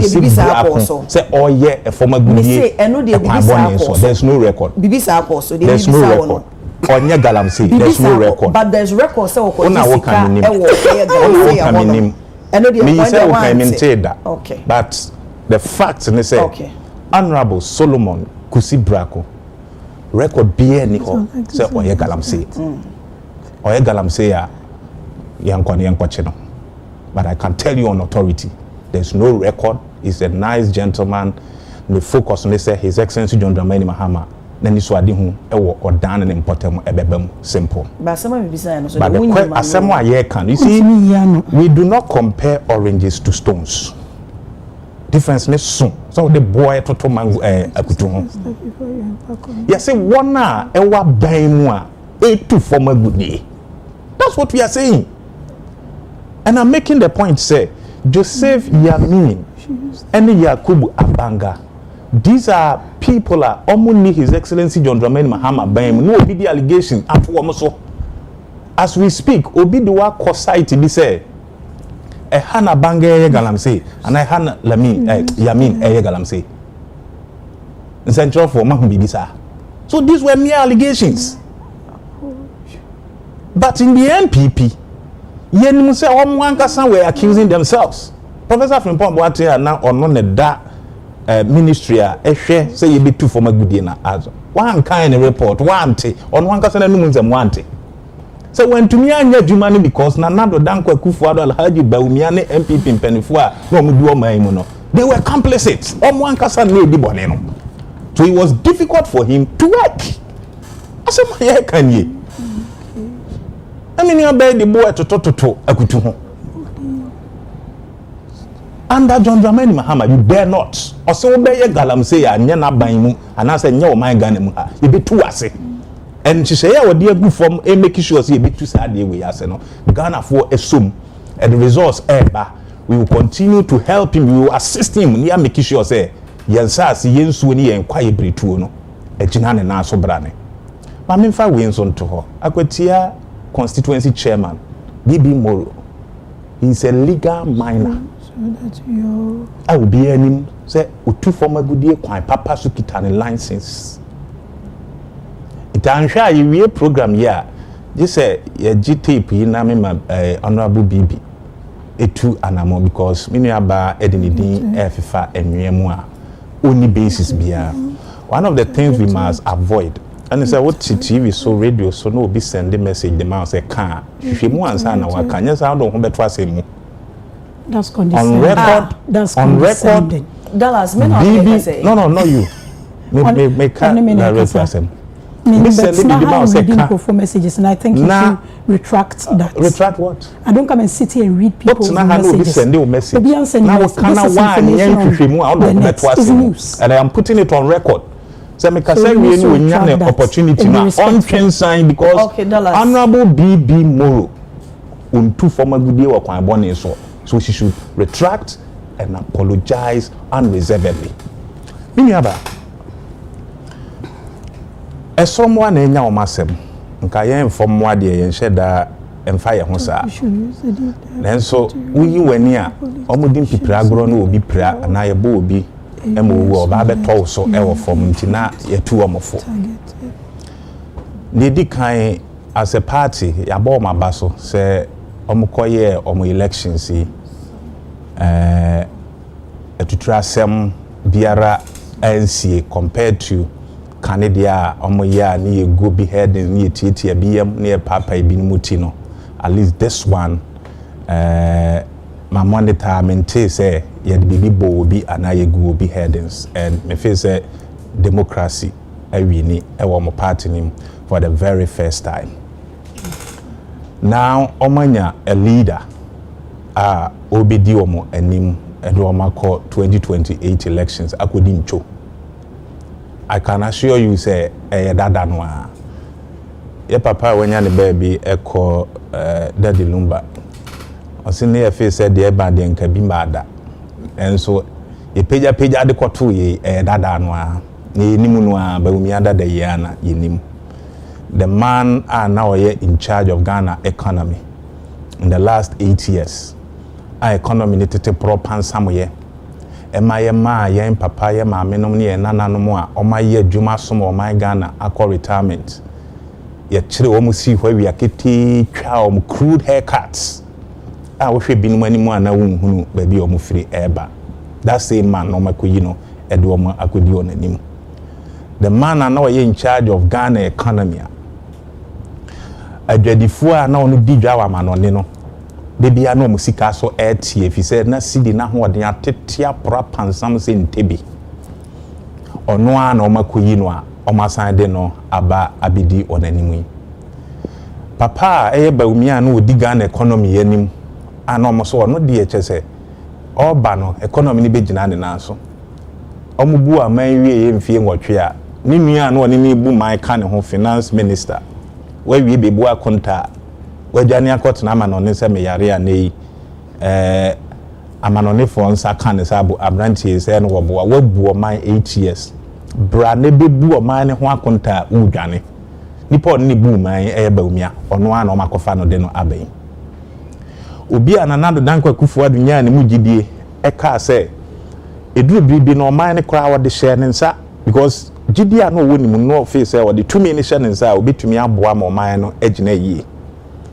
unemployment course ro mabuni nya adwuma nye nurses teacher training allowance and almost on betua on buy no mun to mintua na kam a teacher for we suku a mun to min for omo adwumam a nurse for we a mun to min for wono adwumam ema unemployment t atese galamsey t atese e wo man Ghana mu ha ye economy tete proper nsam ya ye kobo besia akora nya si dwama so ana amanonefo dwane dwane ye no say ni paya no makoyi no ede no aba.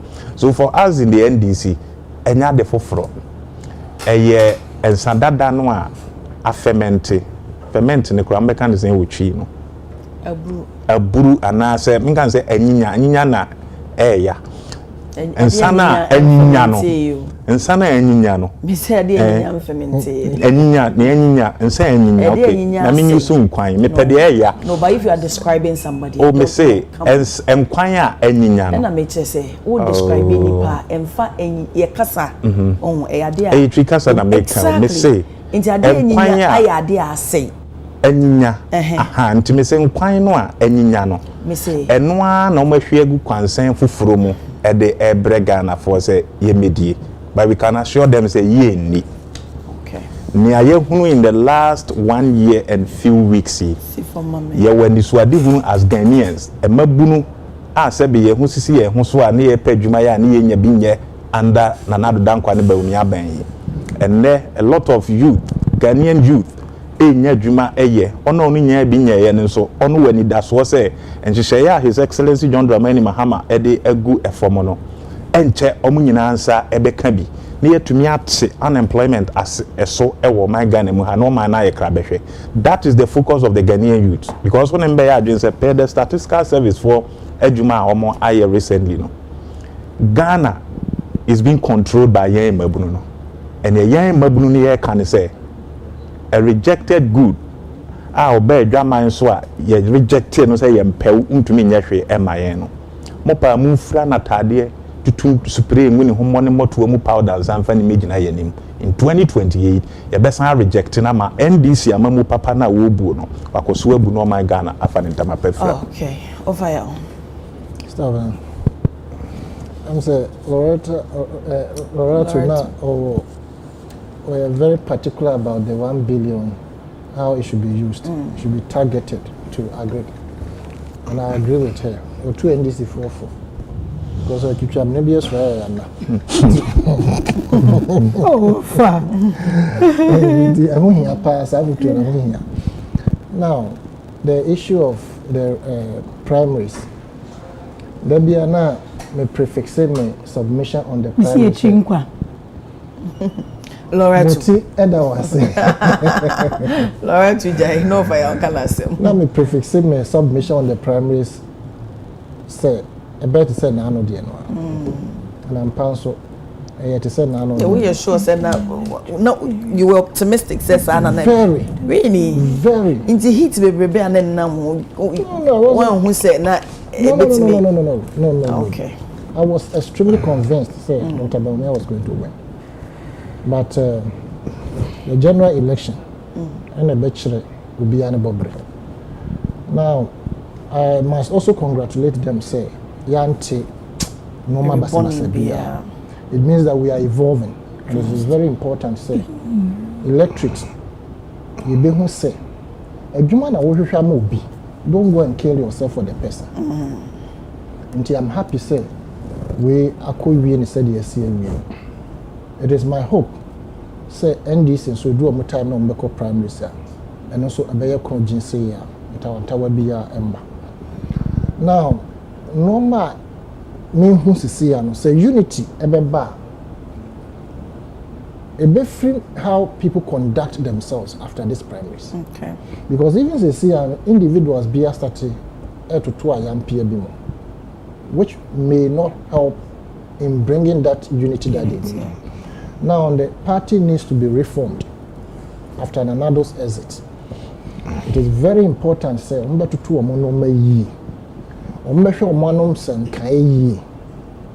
because Obi and Asenkrofo Echremo Adwin say, oh, said the idea call me, Anka, say, be year, as soon as you to me, I running mate.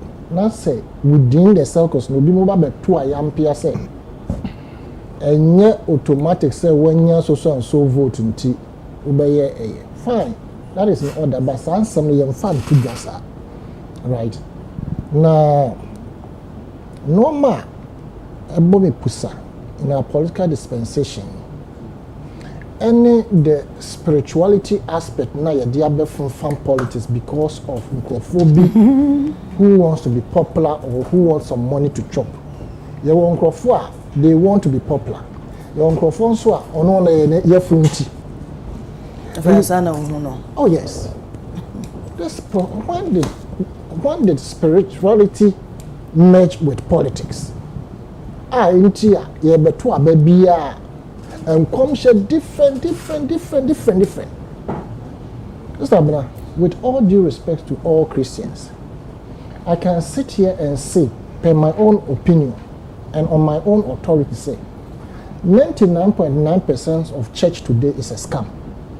Especially the so-called prophetic churches. 99.9% of them are scammers. They are looking, you see, they intimidate us. They abuse the Bible. They abuse the doctrine of Christianity to, as it were, enrich themselves. Now, say people go to sit under such people, and say I crossed the age of 40 near Chile, and some maybe who say church is a scam, right?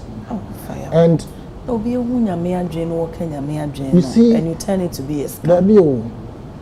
Obia ne nyankopon na bayo nti na ye na ye mfi ye from back obia wo nyame obia wo angel odi na chi. As I sit here, never again would I go and sit under the feet of anybody to tell me who God is. And say me dware anopa na ma shata dey say me kwasoro me be ko jogging. Hey, oh yes, it was in my life. Oh, I think so mama yen kan ko church going too far has intimidated African people. Church has made us poor. Church has enriched a few. No, but the fact say, baby, even say for church, you know, as an institution, you want to say, a different from the other maybe institution. Me can't say any different in it. Sense, you know, say BBI or bad not to.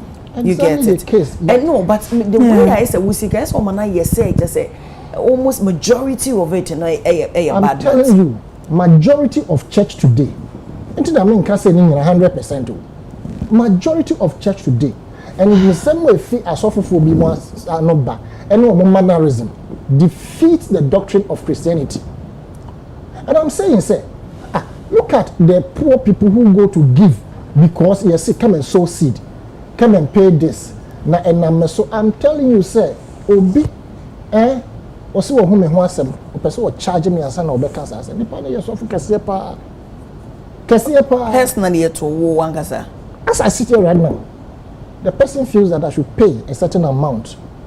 No one can deal with him. Now I'm preventing. Now, one, I will not be scammed in this nature. Who software papa? But you believe so say papa wo. Why not? Okay. Papa wo. But I'm saying, sir, we have abused the Bible so much to the point, say, I saw konya kono biem. Abeye money. And me the masori ya kono. Nti masori prayer palace, masori. So, I sorry now. Abeye so much into money, say, ukwana say when you be a macro you don't feel comfortable. And the issue of miracles is way, and interestingly in the prophetic churches now, will be a mefa say me na mekona na ye identify me say sunsum bi di wachi. In any case, one is sunsum di nachi. Almost say omo pam sunsum. The next 2 weeks we be kono do mbesa identify say the same another sunsum di wachi. They are making us they make us become so scared. No be so to look at yourself. Uko Krasia, Udu a year and Faukan in Kokraso, Parky baby. Most people in Accra and in the cities, they are afraid to visit their villages because they have been indoctrinated to a point say, or Mufi say, or Kokraso, last year, I don't know. We don't visit our big to make o ma miska na o de ko ma no o de ye ade atia wo wo first wata ade kura se mfa nche you see it's so bizarre that in the case of Bernard also called counseling, and I'm wondering where would he go for that counseling? And he has also stated, say, he will be absent from preaching for some time. Who joining you, and a counseling also our call. Is it? Are you going to consult God physically or spiritually, or you are going to a human being for counseling? Look, the disgrace we are bringing upon God, even make up part there were a prayer me. I knew say a friend said Baumia was going to win. I'm not a prophet, but the indicators were clean and clear. Now insistence obey winning. You won't come to me a professor say we and see yes Mahama only president da Akufo-Addo only BM da. These same people go around full circle and they are the one going to lay their hands on Mahama. What a word, what a church, what a doctrine. Yankopon says, "I know to try and throw rough of there." And they are serious. Look, you see, God is one. You cannot have one God prophesying in different terms to the same as of or no say or no use not election back. Asofo predicted different results. So Asofo, please align yourself to the doctrine of Christianity. Na munja de mo yama asore kono enye yakono biem. You enrich yourself with your family, and then you come and tell us, say, oh, what is scared bring Yankopon? Now, so one first can bring Yankopon. What you are bring cause of that? I don't buy into this. I have donated 10,000 MAE, 5,000 MAE, enemy. Who can from experience? Yes. That's why you're so passionate about it. They will tell you about girls, and yet wait, no more. You the same thing. Who was that catcher will say? So we be now confirm who. Sabe so better say me to about so cry. Don't say it. Don't say anything. Because in the Bible, no mama quotation who be say Elijah will say Elisha somewhere away on the name of will be asreno. Now you these people look, church or God to worship God, it is you. God is in every human being. Bompaye na fatete with him. Don't go and sit under anybody's feet to teach you or to tell you who God is. But there are good ones. I'm not saying that. No. I was born into a Catholic church. And I'll go back to my Catholic church. In as much as you've had bad experiences and all that, Papa. I haven't said so. I say 99.9%. And I Sumasa percentage Soma medodo. Do I say? Especially one man churches now. Or more correct ones. Oh, DP. Me can say 99.9. A be whole. Also, I saw the doors. Fire. Into 1%, 0.1% naka is huge. 0.1% naka is huge. It tells you that there are good pastors, there are good churches. And the good churches no what the Befi Roman Presbyterian or Mokropo Momra no boom yedi a bakona kakra ni abo asensen Pentecostal say good ones are there Aba on Pentecost I then do the Pentecost and omo hare ndi agbo metro asensen yeah because the summum Papa. Roman for us say communion. Who are me? And I will get fed. These things are there. They are good churches, and even the charismatic ones, no one man church, they are very good ones. They are good pastors. In confirm, what you say, they are doing everything possible to use God's principle to teach people. But it be also the scambers and politics. They are called from sorry. And now we want to prophesy, and then every election, when the election be babati, sorry, be other prophesy, knowing very well say it is only one person who will win, but they will prophesy in different terms. And salvation is individualistic. Salvation, one kasa, you are your own salvation. Pray, believe in God. You know, say, I created you in my own image. Until media.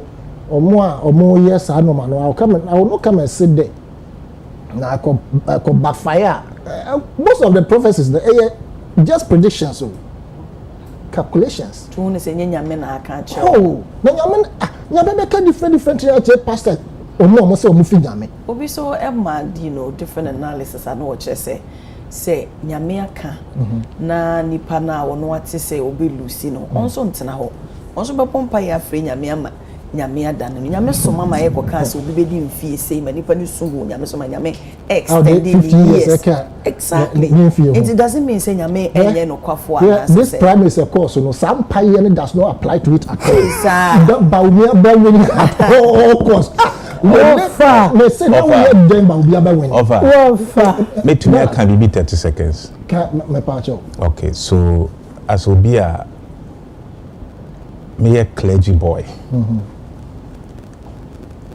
I'm holding brief for as of for but obi a tete me e wo Pentecost emu me say your prophecies are a delay near a reverse and near a conditional so for instance conditional one to say the Jonah na o preach man sacra rather be say asase they repented so it didn't happen. Delayed one in Yamisha Abraham Bomedi assassin or mine be mount. It took 100 years. To be a nipa bedroom so Yamia kind a fear AC. That is one. And then the reversed one dear Madam Abena Ekai say Unyamia Shebo Hezekiah Ubiu also both one deep one and a bekai. By now, say ni pane bomb pay no a reverse I mean the fee ni become so be a nyame ya kire no anabo Canada Japan ni but we also so now to one mom it's over impossible it to me see Dallas I agree with you yeah and then I'm can say me Virginia media hey nanka better na metra that's right of I say he's so hurt through some pastors and all that just when you have a lot of wounds nti ba ne say na na say yakobrini kuro no mu na Kenya no crop Virginia until I make say today's church I'm talking about today's church the today's 21st century churches no we dodo na akonfokro to me ba out because oba me ho be je adru ya bu sorry agu a yakwohwe na anya today o enye nei na sa na ma we nyina see you I want to be me kai I sometimes I na mess but I know say this na even be ya asem e da honom kese in America so for to me convince the church members mo nyina no poison mo they say we no cry we grass be we snake live no me ade nyina enye na ade we nyina is the 21st century I'm not referring to say no echi ya na tete Bible no and I said tete na sorry you say sorry pa Jesus principle na mo teach sa amre no you can say why wo ho nga say ni ho be wo be land say eni ho say na make say no that principle is gone a few just in Kofoka Krebi I'm telling you sister in Kofoka Krebi no mo ye papa no omo no mo use sa doctrine no eno nko ade o fa we nko ade misel me your host again so I will end up having a banter with you I didn't question capel Israel tell say Bible if you buy you don't go there work to collection no intermediate prophet for the I rest my case. I agree with you. Hamas religion is the opium of the people. Nti asofo ni bi o ha mo gina religion so. I know it's a very powerful tool. But there are other people. Some are very few. Some of by the work can even. I say no boss nche omo ye papa. No so me no kan sa. Okay. Dey omo say dey ketu. For your sake, you made that. You love to jai no ni yanka yenku ni ndi na se. Love to so ni ya adwin. Na me say Dallas. Obeka say obechire mi mu adekonti a bibia kofomo omo tu omo eyi. Okay, mame 30 seconds. Na me chire me 1 second. Me the reason ti amanko. wobɛkyerɛ Ghana fo mu culture me say na me dream say baby o kan nyina anka wobɛkyerɛ me die nti a nyoma ekɔ from a omo amanya akukudua to omo charges mu but here so you agree say na ekɔ from yeah of course I agree why not great me settings to some wo ba woni ndc wo mo pay me sue me enye nde nti dala say ka so ka cho obi ama na sue me yet ya otie asama me kan ya me say ye the allegations say for sankofo nyina dia na mo kan fa ho nti obetena aka sama akoka so obi ye galamsey me sue me enye nde nti eno enye so otwemi wura mu na so oye ni say PR oye say PR ni dey win election yes those days 2017 2018 2019 here we studio ahu as yen ko an ye wagan hey I'm telling you and then asama okay me na me koka yan kada te ka jem say arrogance of power it's okay there when me aba mu na me wo because MPP edi nkunim sani na ebi mo agency ebekọ akọbro ye ho ye bekọ akọye de omo ye say kan mre bi ye de barazu bu ebi horseway bu ebi ye kura ebi mo balls na ni omo nyina ye ntisa o ye be kasa ye be kire ya adwen but we are peaceful and disciplined people ato chimaka kra sani Dr. Bawumia ka woni victory speech no ngini ye better but yehu obiemu koka ni bibia nkunimdie ne eye MPP nkunimdi but ye bo Dr. Bawumia abaso no aye boni team abaso no na yere nso yaade Haja Samira onu so bo edwuma ti ye boni kunu abaso no it's a perfect description of beside minka behind because the rib is here. It's not at the back. Beside every successful man, there's a woman. So that's why you juma. You bo abaso. Look. Nyansa mpenyufo nyaaye e take his decision say yenko early primaries and they nyina ye hu. Imagine say enyoma ye keka ye no. Nanki ye koto aba 2027 ako 2028. Saying anka yebesa kwa oh yeah record that I think sense say yebe tiane oka esi nyina etimi pa ye ho atwo ye ka unity no we need to talk about these things but the emesmeka they say the way ye de ethnicity and religion by your primaries nyame ma ye nkosa level ni biem da no I know the month na ye musu sa level no nyame ma ye nko sa level ne da because otsna ho na wo fe ni age intimi understand the open ade mu no and of I also say United Party professor you be the so of I wo fe ni age say we ni just na the obesha cry ya na opese ya bright media mama yenko sa level ni bi emo bia se nipa be sacrifice hwedwuma Dr. Bawumia ye even uyi the Deputy Bank of Ghana edwuma oyeye the Bank of Ghana governor you running mate to vice president 16 years sacrifice okojina court yes anyo mani nyina nenne sa nipa be pray to me and yes on court akra or sape akobiem ne ekeka sanse minya emo bia nti de mesre ye nyina wo MPP ni mu say impanyifo ede nhyehyeye to ho se ne be ye nyina ye beka ye ho abo edi osun nechi akopre to me free dollars ne settings government ne ho no ye nyina ye why you be bonia and train se impanyifo ne beka job say konna kopa ni panacho ye nyina ye nya sa ho brase no na yentimi mpa ye ho cho enya ade esi ye de ba bedwe but ye bi mu kasa broso anya ade a e wo se ye nyina yesu se ne ye call asumdwe mu sa asumdwe no ni nyina ye nkura because omo a ye ne omo benya ene NDC enye ye ne ye ho nti ni nyina ye delegates for omo no mo si ne omo no mo tu ne omo yi Dr. Baumia ye nyina ye mbo ne chido na ye nhwe the way e be she ye be sa contest polling station ba ye nyina ye ka ye hu boma ni nyina be ko jo se ne be ya ye betimi ya hyehye ye nuoma yi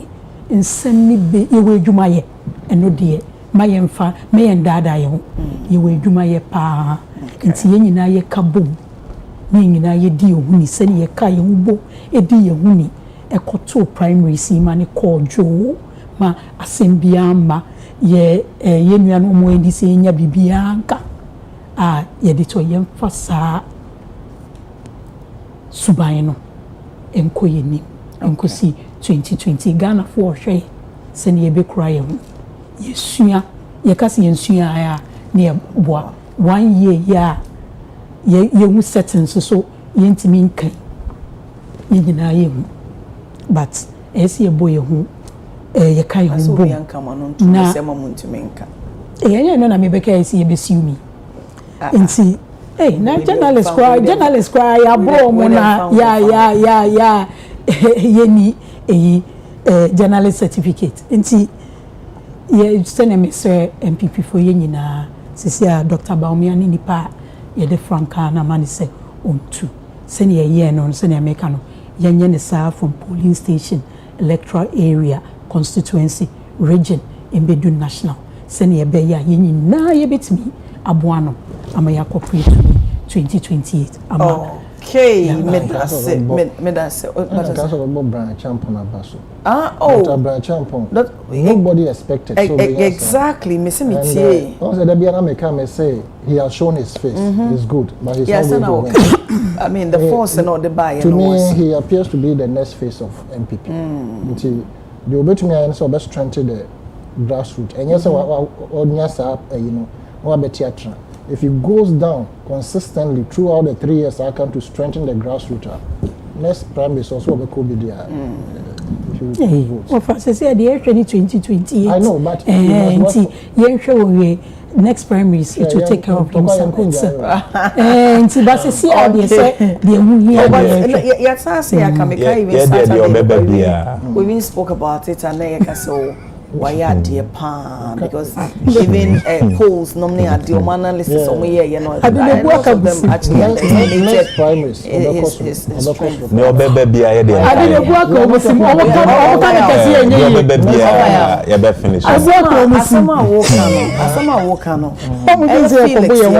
it's very true allow him to say the truth sis some reason Wofaya or for talking about is the reason I have stopped going to church. Misomenya sorry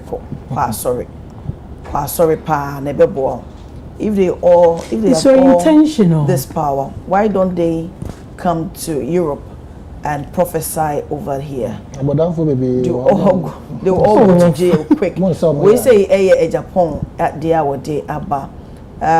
Sasso and I say Ifa Gideon, stop going to church. One of my main.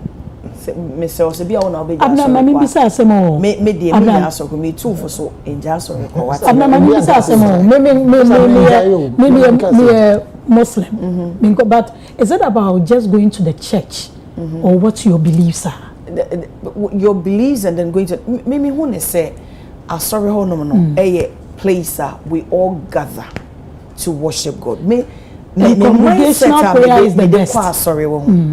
It is not about the pastor himself, but it's about the good things, the qualities, through that, any impact.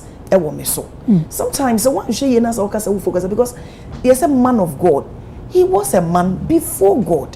What I say? Sometimes obi wo hono masebi oye obobrebi ni ade na nyame de nsa aka no na wasesa na wabeye abode foforo omusa na nneema wo ye no ese timi emulate nyankopon de ono so ebeye ye ne ade but ye ni pay de eye de na mfonso ye den ewo ye ho ntimi de me de ne say don't concentrate too much or maybe the flaws of the person, the faults, then they mirror your beat near day. Don't you also think say the Amayosama for religion too much and see idea okay 2024 na wine Reverend Kusi we fini full name in Kumase we fi or predict say Dr. Baumia be winning when winning omo train abo so obi amba ambigina ho say me support it again as some work as so no I give you an opportunity for others to speak against now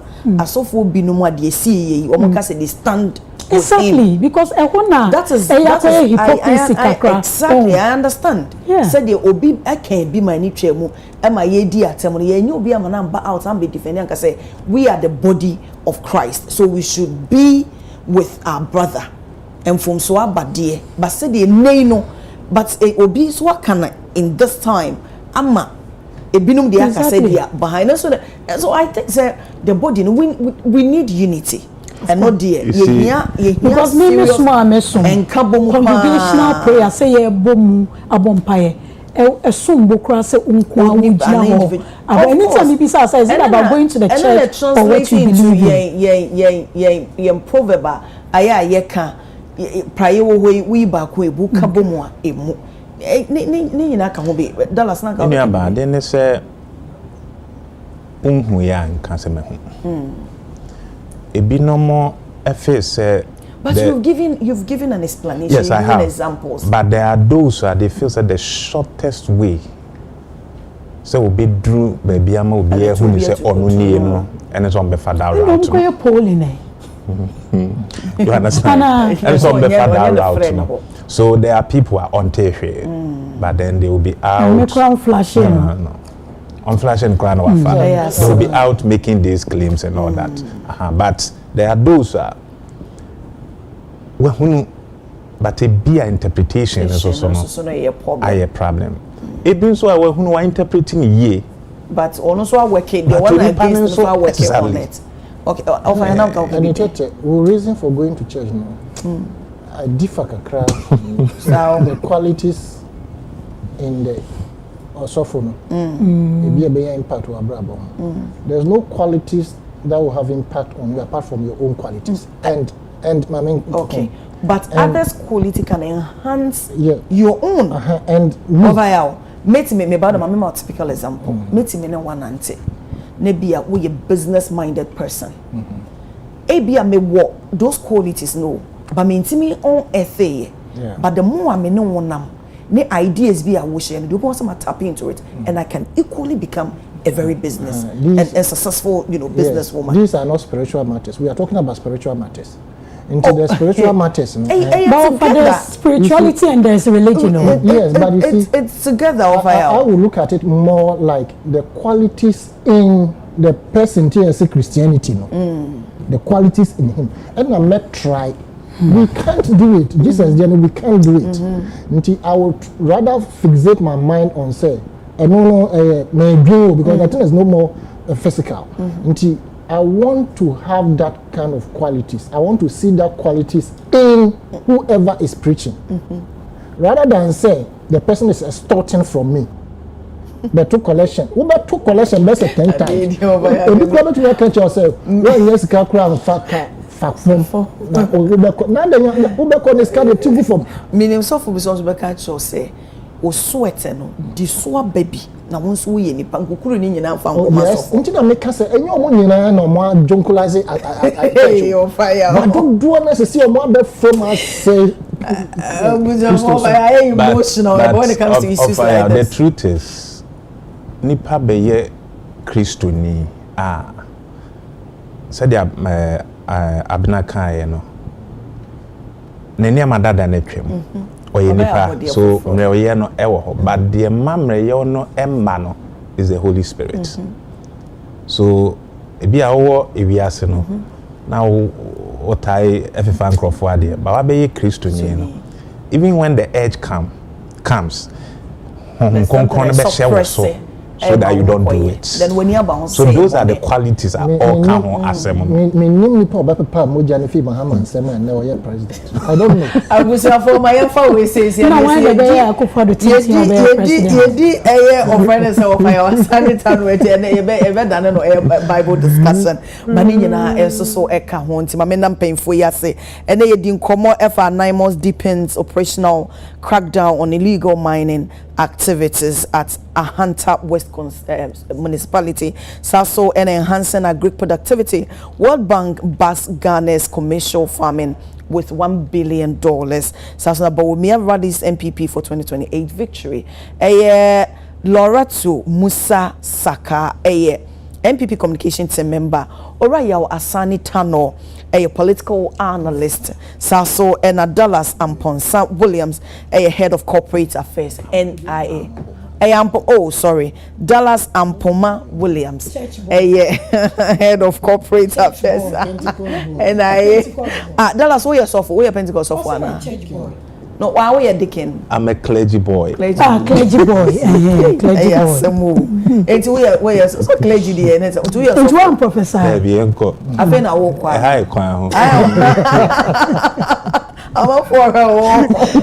Okay, Madam Sepa, paying for na and there do Fobinuma would happy birthday to Honorable Mavis Howard Kumsen, former member of Parliament for Awutu Senya East and the incoming National Women Organizer of MPP. May all your dreams come true. I love you, mommy. From your daughter, Kitiya Mohammed. And a day message by yourself. So happy birthday to Honorable John Matthew Kofi Seto Dumelo, Member of Parliament of Ayawaso West Wogan and Deputy Minister of Food and Agriculture. Have a wonderful day from Kofi Chemantin and YNWA family, Ghana members. And we say and so sonoti Honorable John Dumelo adofo nyina se wo mama happy birthday. Nyame won show na wonya wo kese na anano kwesiada na ye me producer Prince Obimpe na ye na woda enti nshansam ne de yakagu ne so nyame nkoso nsha no ye le kese.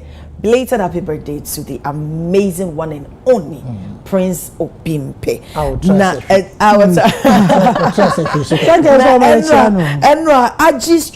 Aji Street Emma birthday no ye complete.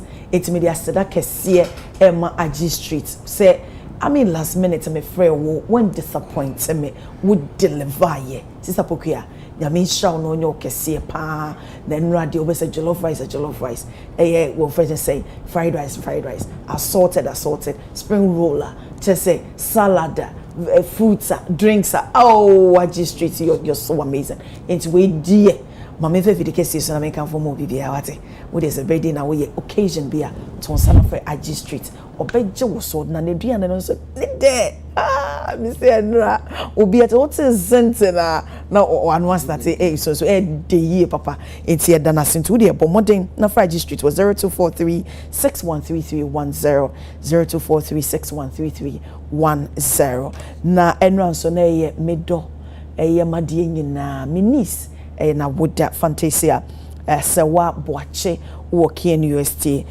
Department of History and Public Administration, Faculty of Social Science. Ne wa mam sewa nyame sure no onyo kese wate enti meni abusuani nyina onuanom wo cousins nyina ese wo mama wo belated happy birthday grandma so wo do want to sinya so do mommy ne daddy edo na your sweet auntie Abenachi Boache medo Bebre, nyame sure no onyo kese.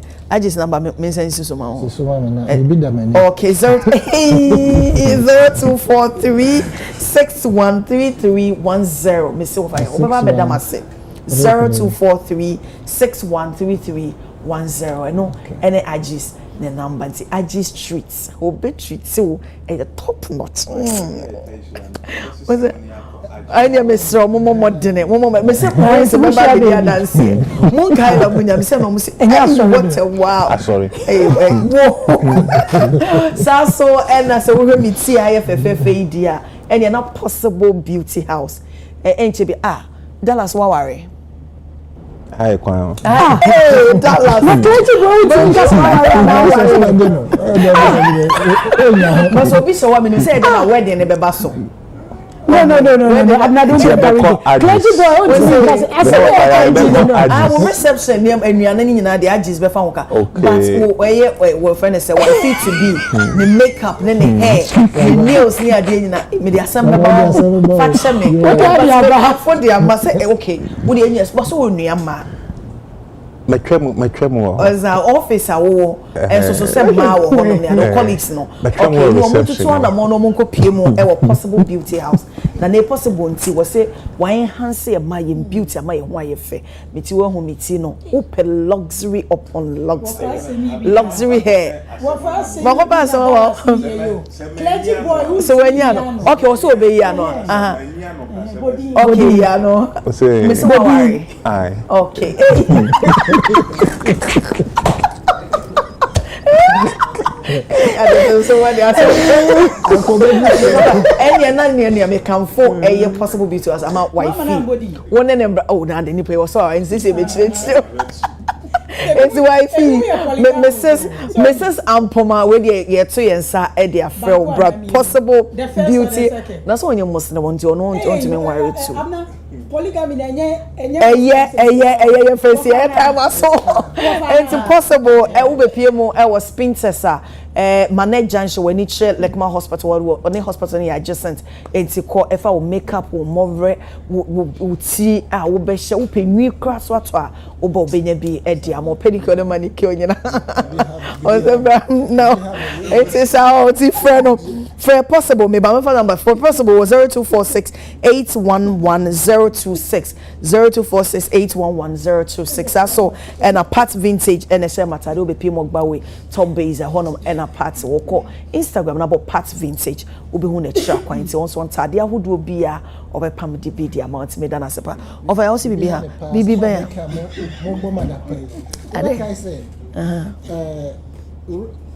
cancel allegations. Okay. We went to Nikabo. I said it was alleged, so can say. Oh, they be under okanya late.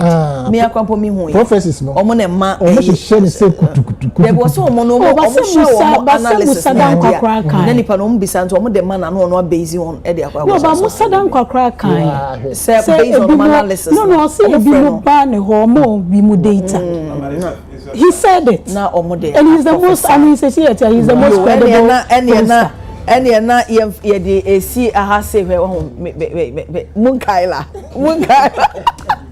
mama na dofo no obi bi ojebra wo share Adekye Nsroma se wonyame enhira mu no tutu na mo nyina siye sa so na me guest omo passive su nyina sada kese enkomo mo the entire crew we chigina pa nyame nkoso a enhira mu no nyom kese odumfo hu ye mobody ochina dom ya Adekye Nsroma wo ho mo no ye sorry so me mpa ye ma se nyame nkoso enhira wo sa no adwuma na won tutu na mo siye de oye bia oma nenye enhira emfama mo somfo abenachi boache me na me beso mo ene sa video makwa